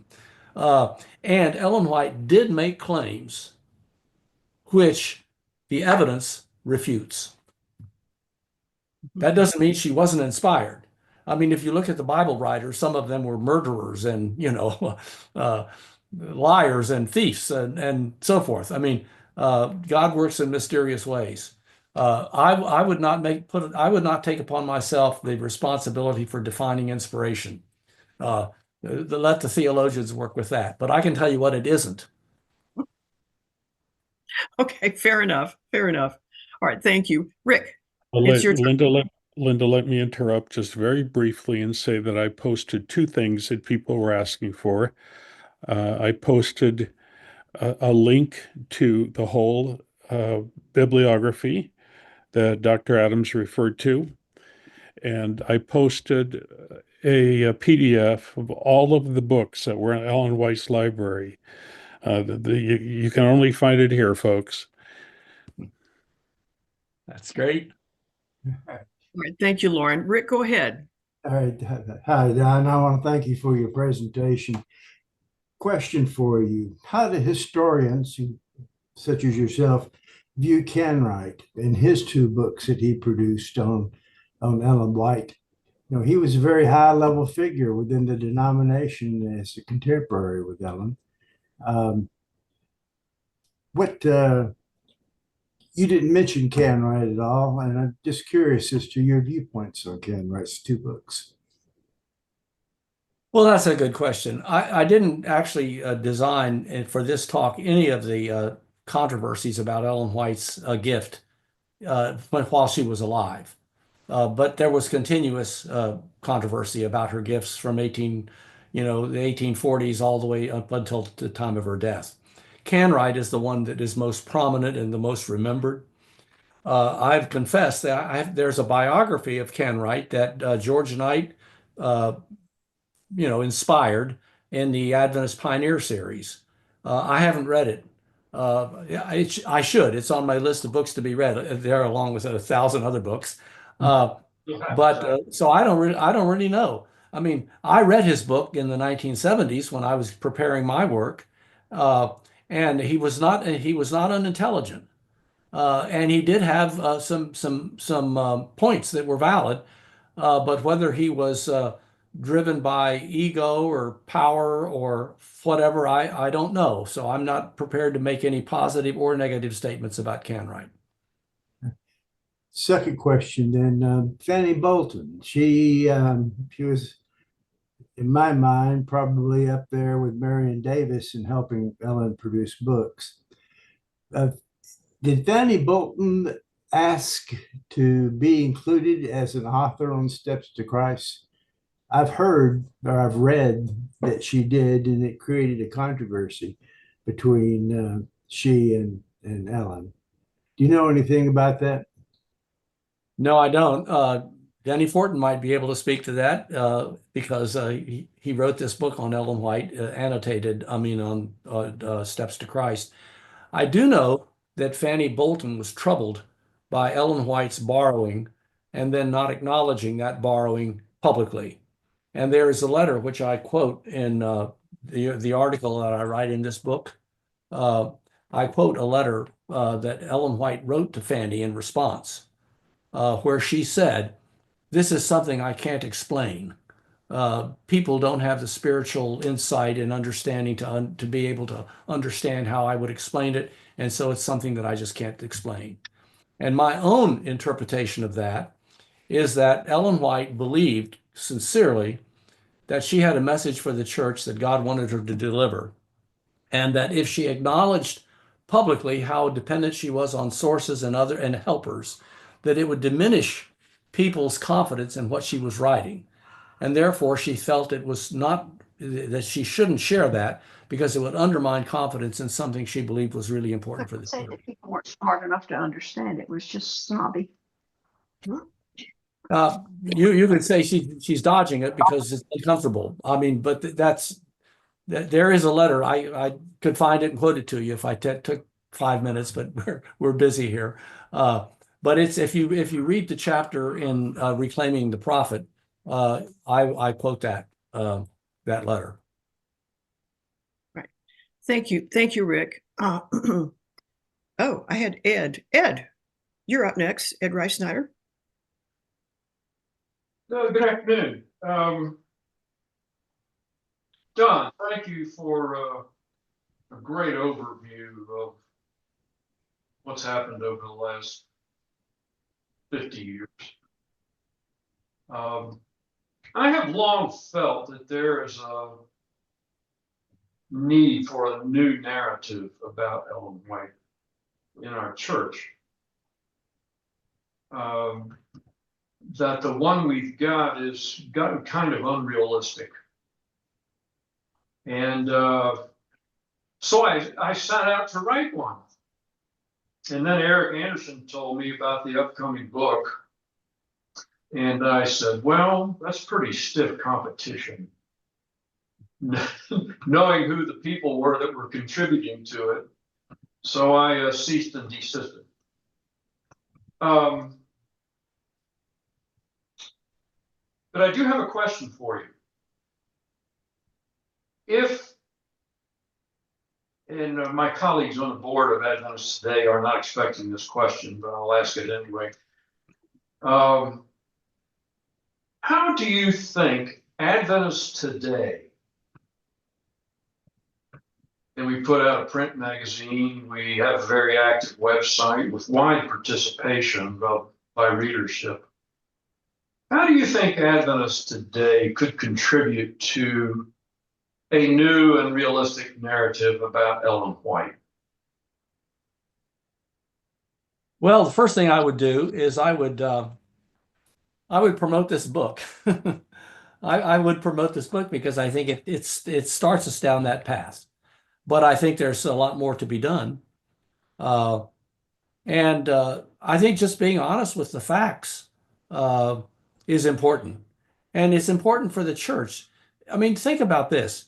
If Adventists stand for anything, they stand for seeking the truth. And seeking the truth about Ellen White is a valid thing for Adventists to do. And being candid and honest with the membership about the facts is something that I think it's important for the integrity of the church. So I think we need to encourage that. But I think this book is a good place to start, Reclaiming the Prophet, because that's exactly what we tried to do in this book. And that is to show the value of Ellen White, that if we don't emphasize that value, we're likely to lose her altogether. I mean, even today, how many Adventists know who she is? How many Adventists today, particularly the ones under 40, have ever read a thing she wrote? I don't know, but my guess is it's a low number. Well, where I happen to live, many Adventists almost know her by heart. Well, they're probably older folks like us. You'd be surprised. There's quite a few younger people like that. But anyway, thank you for your response. Okay. Thanks, Ed. Ray, you're up. Well, these continued discussions about EGW and how she arrived at what she wrote has been very, very interesting. Although I would have to say it's become less important to me over time because I discovered it for myself in the 80s when I was reading some literature of long dead authors and came across some items in there. It's like I recognized them. It's like, where have I read this before? And talking with a friend of mine, he pointed out, well, it's quoted in this particular book of EGW. Well, to me, all of this, what should it really teach us, or should we learn from these discussions? And it seems to me it should be more about who we put our trust in. Is it in a person or persons? We could even say the same thing about the Bible. I think it says a lot about how we view what's in the Bible? Is it looking at word for word or prophecies or all the rest? Or is it basically teaching us how about to develop a relationship, not with a human being or a human leader? Because did not the Jewish nation go through these same problems? And Christ comes and says, hey, I got to change all of this. So it seems to me as the church could say, okay, she was a leader. She was not this uninspired person. She was just another part of the organization or whatever. And then get on with getting back to the core of what I thought it was in the beginning about Christ. All of this to me should lead us back to what I see as a lot of the simple words of Christ in the New Testament. I've come to view, and I'm not discrediting anything because it's been valuable information, that we are so obsessed and sidetracked with EGW that have we lost sight of what's really important about Adventism or what could have been important? I don't know. It's a frustrating thing. And it just seems to me like quite often it's the greater issue is left out. Who are we followers of? Are we followers of Bible authors, EGW, or are we followers of who they pointed to? That should be the question to me. Very good point. Very good point. Thanks, Ray. Lauren, let me come to you quickly so that you can make your midterm Yes, I'm announcements. going to speak. It's not going to be inspired as it usually is. Um, I just need to let you know, I had all of So that you can Hemmings make your scheduled for midterm next. announcements. Going to speak. Whoa, whoa, whoa, whoa, whoa! I fixed it. I Okay, fixed it. thank you. I had Olive Hemming scheduled for next week. We love Olive's teaching. She does such a good job on both theology and exegetical passages. Olive had two deaths in her family this week, and she's in Jamaica and Florida with family, so keep her in your prayers. And I was like, oh no, what am I going to do now? And thank goodness for folks who are willing to step in. Jim Walters from Loma Linda University School of Religion said he would talk to us next week. What a relief. I didn't have to come up with something myself.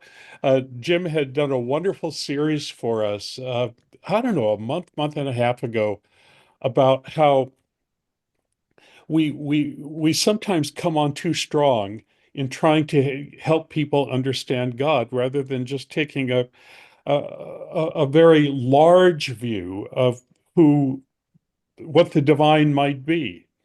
And I said, Jim, talk about that. So he's going to come on next week and he's going to talk about that. And I'm looking forward to it because it was a topic I really liked. This whole idea that we can only win people to Christ by giving them these evangelistic points from the Bible. He says, no, no, no, no. That's not the way we go about it. So I'm looking forward to Jim doing that. Don, this has been just a real pleasure. We've got a few hands up yet. I hope can you stick around for another few minutes until everybody gets a chance to ask their questions? I hope so. Oh yeah, I'm here till they run out. Okay, Oh, good. okay. Well, let me lay on you what is on my mind right now. Um, Seems to me there's like two or three big categories here when it comes to Ellen White. One is the one that I think most of us here can't accept anymore, and that is that no matter what she said or did or where she copied from, she was inspired and perfect and everything's just right. I've even heard people say God gave her the exact words in those books. He inspired her. He dictated the words out of those books to her because God couldn't come up with any better words than what these people wrote. I mean, that's and I don't know if you remember this. There was a chap who wrote a book at the time when her writing. I found this the most remarkable one. At the time when they discovered the plagiarism, George Rice, and he said, "Hey, look, Luke copied from other writers." I thought there's a remarkable example of suddenly discovering source criticism in the Bible in order to defend Ellen White. It was kind of a fun thing. The other end of the spectrum is sort of what I think Walter Ray and maybe my friend Don Casebolt does to a certain extent. She was a villain. She was a fraud, total fraud. She and James were working a scam, and they knew it, and they were pulling the wool over the eyes of the people. And then what we end up with, Don, in between these two extremes is I have a hard time with that. I don't want to see her as a scam artist. I want to see her as somebody who is at least sincere. Defining that middle region where we say, yes, she was a sincere lady. Maybe she got caught up in having to have something original to say, and she ended up copying. People covered up for her. She got away with it. But in the end, she was a sincere Christian person. And as I read things about her, I kind of see them along this polarity. Does that make sense? Yeah. I'm familiar with the critics who refer to her as a fraud. Yeah. And I've sent this book to several of them right now, and I'm waiting to see what they say. Yeah. I don't claim to be an Ellen White scholar, but I have read most of the books about her. I am convinced. Okay, I'm a historian. I'm critical, and I don't necessarily believe things just because other people tell me that I should. I'm convinced that Ellen White sincerely believed that God was using her in a special way, and that she sincerely believed that the experiences she had, ecstatic experiences, which she did have, there's no question she had those ecstatic experiences, that she sincerely believed that what she experienced during those ecstatic times was God's message to her. Yes. I believe that, she didn't have visions after menopause. She had dreams. She called them visions of the night.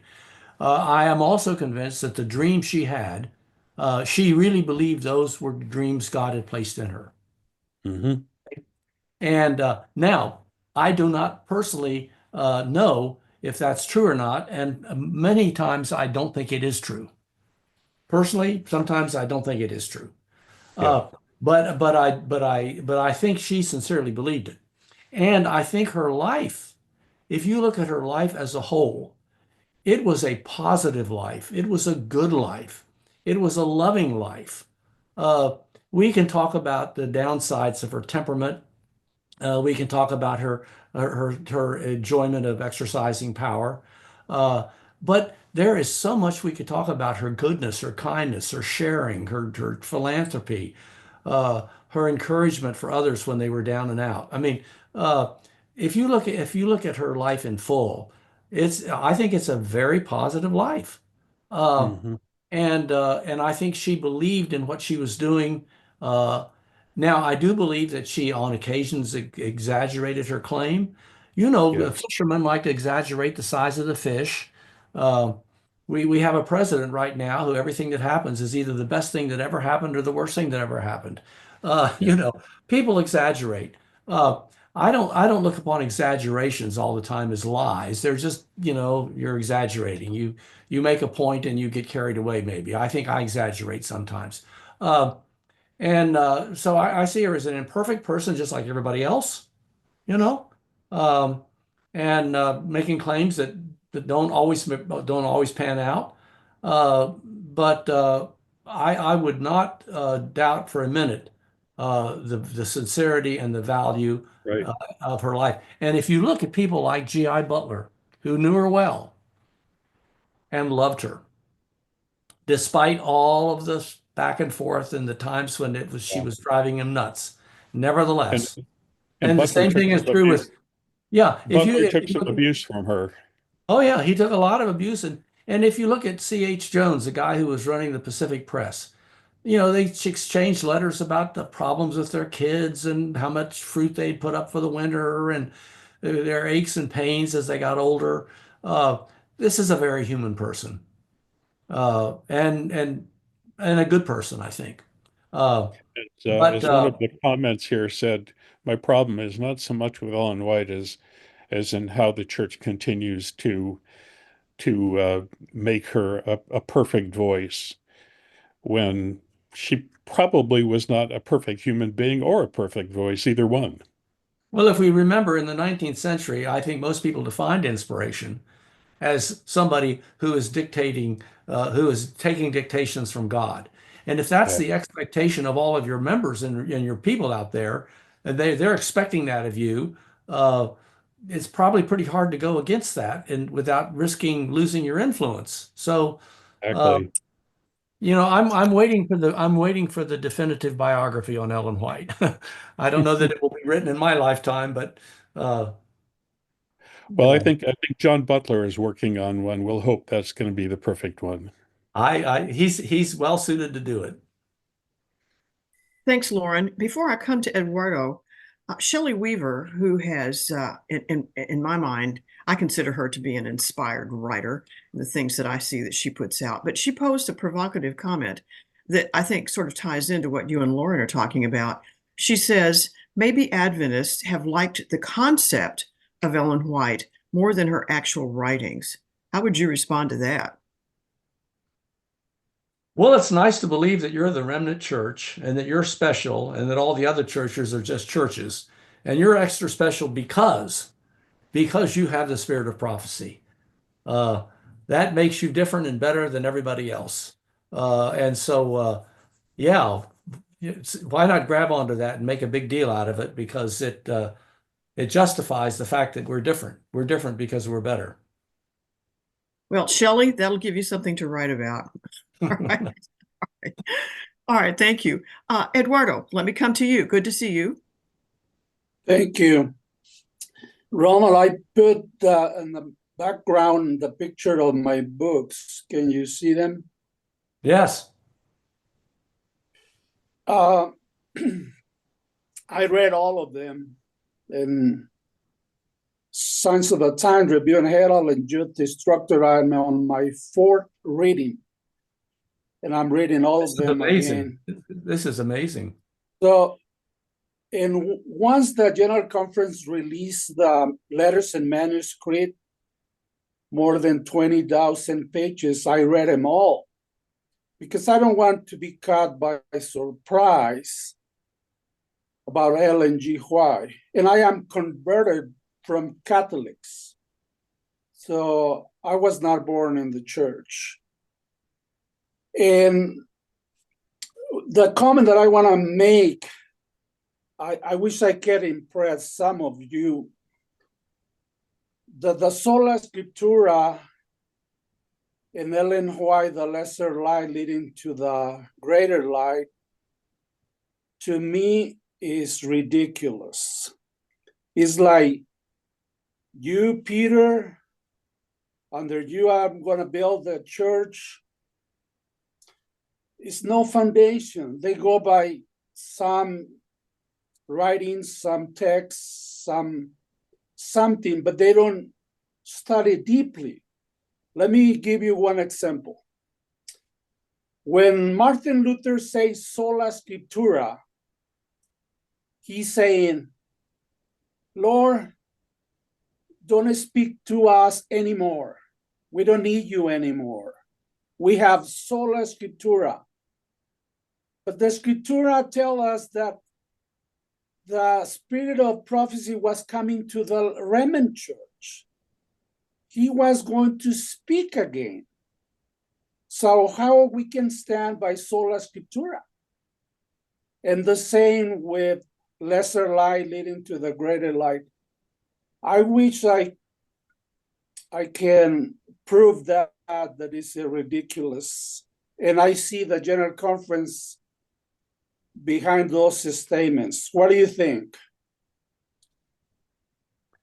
Well, the metaphor, a lesser light on a greater light, is not a very good metaphor in my mind. If you have a really bright light, you don't even see the little light.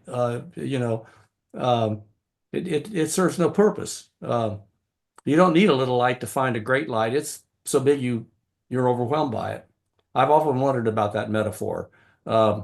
It's just a metaphor. I don't know if Ellen White originated it or someone else, and it might be useful for some, but I've never found it to be very useful. All right, thank you. The next gentleman, I've got on my thick glasses, but I can't read your name. I've asked you to unmute. That is my friend Paul Priest. Oh, Paul. Okay. I've seen your name before, but it was abbreviated here. Oh, hello, Paul. Hi. What's on your mind? Well, I'm just curious as to your views, if you have any, on Judd Lake's books. I don't have any because I haven't read them. Well, that answers that. Sorry. Like I say, there's a whole lot of stuff I haven't read. I'm not really an Ellen White scholar, but I've heard of his books. I just haven't read them. You should unmute. All right. Well, thanks, Paul. The gentleman with the beautiful bookcase behind you. It's your turn. Okay, I'm sorry. I'm Eric Anderson. And I Well, I would to never point have guessed that from what's on the screen. So, that stands for PUC Library. oh, I wanted to point out the subtitle of our book, which is An Honest Defense of Ellen White's Gift. And I think the truth is there have been some disingenuous defenses in the past, maybe even some that fit Churchill's term of terminological inexactitude. But maybe even more important, I think some of the defenses have been offered are ineffective. I think we have to recognize that the strategy that's been followed over the last 50 years hasn't worked. And it's led to a diminishing of Ellen White's influence. And what we're trying to do in this book is to be accurate, be candid, and to defend her influence and her gift in a believable way. Now, the other point I wanted to make, people had questions about Ellen White's library. Her library has been recreated at Pacific Union College in the Wald Rutz Center. Warren Johns went to work buying all of these books. Now, it's not a terribly reliable list. This is a list that was issued in 1915 when Ellen White died, and it's clear that some of the books are books she never read. They're in languages she didn't know, or they're the kind of book she's very unlikely to read. For example, there's the notorious novel The Klansman, which is a defense of the Ku Klux Klan, published by Thomas Dixon. I think it's very unlikely she read it. So there are a lot of books in there that are helpful, but I think you need to see this not so much as Ellen White's library as the library at Elmshaven, including some books collected by her literary assistants who are working on various projects. I should add that Anyway, I have invited Eric to be one of our teachers too. Probably about this book. I think, Eric, we talked about you talking about this book when it comes out. Well, it's out. Good. All right. Thank you. thank you. Yeah, thank you for the clarification and the insight into that. Appreciate that. Richard, what are your questions today? Do you have any thoughts or comments on Steve Daly's book? I've heard a lot of negative about it. I've not read it, but I just wondered if you have, and I hear it's pretty negative about Ellen White. That's my question. Thank you. I read the first chapter and I quit because I considered it a polemic not a work of history. Thank you. Shelley, the aforementioned Shelley. I've asked you to unmute. Welcome. Hi there. I think I am, aren't I? Yes. Okay. Yes. My question will be, I hope, short and sweet. I love the idea of a frank and open and honest conversation after many delays. I'm astounded by the tendency we see at so many critical junctures to take the easy path, but that's very human. My question as we move forward and we talk about the value of Ellen White as inspirational reading, certainly the positive health messages I just mentioned in the chat. As a kid, feeling so excited when I read Little Women, and she was talking about fresh air and no corsets, and you know, I was so familiar with that from Ellen White's similar writings. But my main question is that in the course of her culture and her time and her borrowing, some problematic issues do arrive, one of which we're really seeing right now with the angle on our attitude towards Catholicism, which is heavy within significant portions of her work, but also one that I find particularly troubling, which is that a lot of the writings on the life of Jesus bring up a distinctly anti-Semitic, if not intention, and I certainly don't think there was an intention, but anti-Semitic result, because so many of the writers she's referring to did have that bias, walked directly into the path of, you know, the Jews killed Jesus discussion, or, oh, those Pharisees kind of statements. What do we do in the context of talking about what's positive and genuine and valuable about her writings? It seems to me that we need to have an equally forceful discussion that, in light of that context of who we see her to be, that some of these ideas and concepts are just plain wrong and unethical and destructive and deeply troubling. I mean, you know, I remember learning in history about, you know, the massacre of Jews in Toledo, Spain, and, you know, everything that has been lit by the fire of, you know, quote unquote, they killed Jesus, still comes out in sections of those writings. And that to me is the troubling part as we move on, is how to deal with that, because that is long overdue to be addressed and reinforced. I think we do it so often we don't even realize, you know, that, oh, the Jews didn't realize that he was Jesus, and look, they killed him. And we have these quotes from Jesus himself saying, forgive them for they don't even know what they're doing. It's a Christian problem, and it's not one that needs to continue in our faith. So anyway, I'm curious as to what you have to offer for that as well. Thank you. I would say that's an example of what you learn when you put her in her time and place. Given that she was raised when she was in New England, knowing what we know about American history, the anti-Catholicism of the time, the anti-Semitism that was just sort of part of the drinking water, it is not surprising that she would share some of those views, and perhaps even unconsciously passing on things that were just sort of part of the culture in which she lived. One of the big lessons, perhaps the big lesson that we learn through really examining Ellen White, is the extent to which she is a product of her time and place. And only when we understand her time and place can we understand her.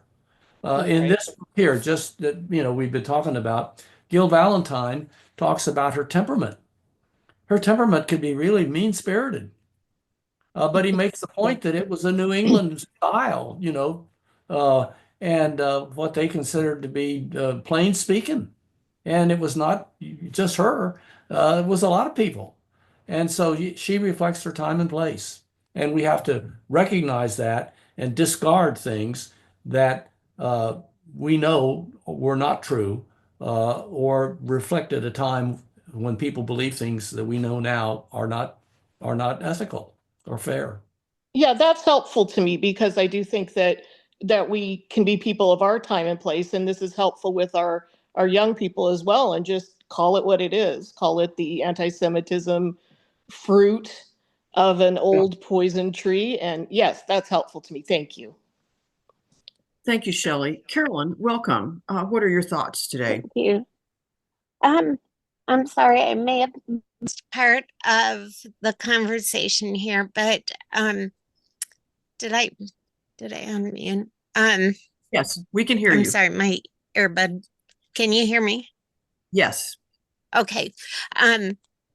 They died. So, but what has bothered me in recent years, then is, like you said, she didn't want to bring up these things because she was afraid the church might not understand, and the ethics of that, honestly, of not then being truthful about where her writings were coming from and what she was doing, and not trusting the spirit then to guide if she did say the truth.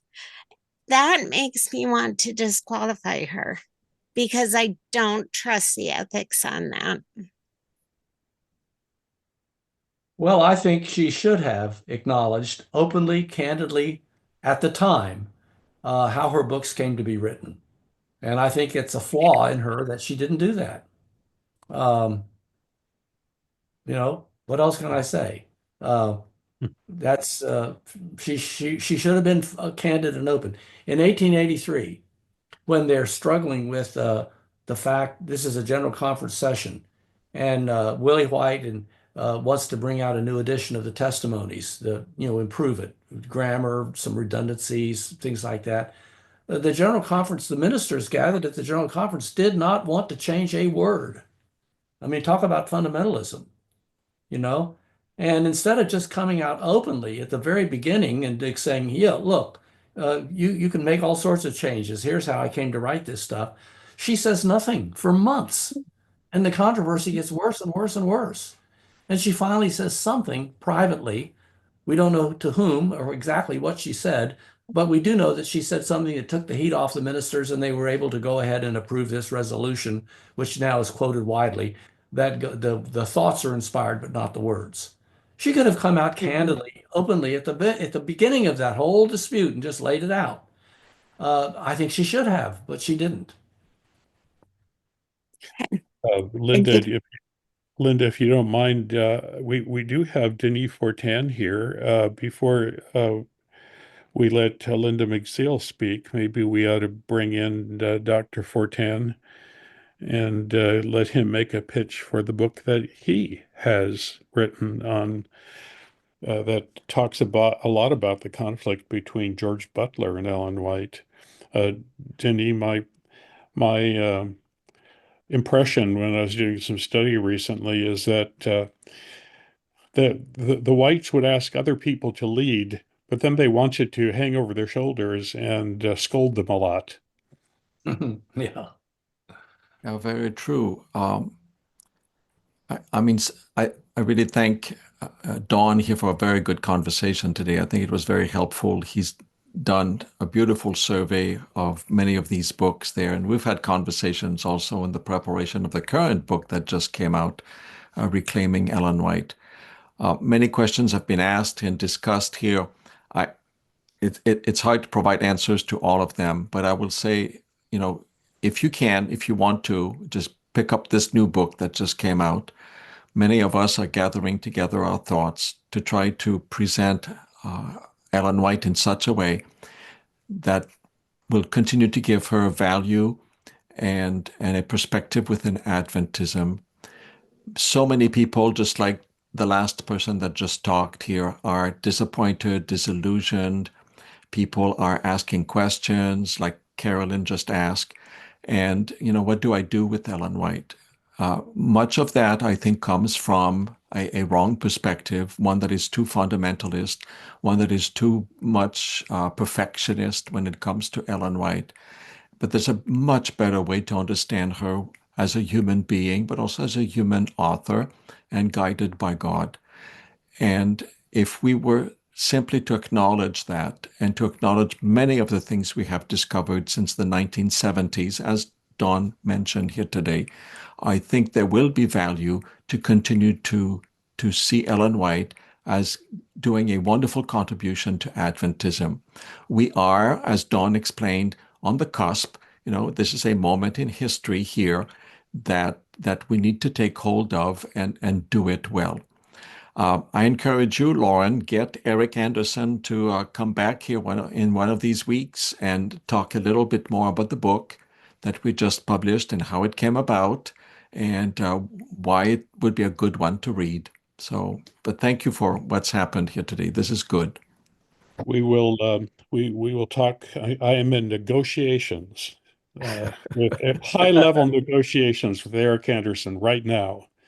And we're gonna get him here. And Denis, you had another topic having to do with Ellen White and your relationship to Butler that you were going to talk about, and probably kind of similar to what I was asking my question about when you came on. And we need to have you back too. Okay. Yeah. Let me come to Terry Trout has not spoken yet or weighed in. So let me come to you. I think you're probably going to have the last word today of our participants. What are you thinking? I just have a question. Personally, I love Ellen White. She's been a tremendous influence for good in my life. What I don't like is when she's placed above the Bible. I've been in a camp meeting recently and I said something about the Bible and the Bible only. I could not believe the stink eye I got at that table. I was unwelcome there. I am uncomfortable when she's used so often from the pulpit. I'm uncomfortable when I want to go to a Wednesday night Bible study and we have a book by Ellen White about end time events, or I'm getting these books in the mail. The name of the book is The Chosen or the something. And also I'm very uncomfortable with the Sunday law issue at church when there's a series of sermons on the Sunday laws. And this is not just locally, it's in different conferences, different states. I have to believe this is coming down from the top, this emphasis on the Sunday laws. I'm distressed. I came back to the Lord through Desmond Ford. It just about killed me what happened with him about the investigative judgment. So my problem is, what do we do when she becomes more important than the Bible in the local church? I quit going. That's what I do. But that's not the answer, is it? So does anybody have any suggestions as where we're going with this issue? I might venture a comment. The leadership of the Adventist Church today, we can name the names. We may have new names in the year, I don't know. But the leadership of the Adventist Church and the White Estate have a lot of responsibility for not opening up this issue candidly with the church. I know it's high risk, but I think it's a turning point right now. And I think if it's not taken advantage of by these leaders, it will be to the detriment of the church. And I don't think you can solve that problem at the camp meeting, or you can't solve that problem at your local church. You can speak your mind and be honest, but the leadership bears responsibility.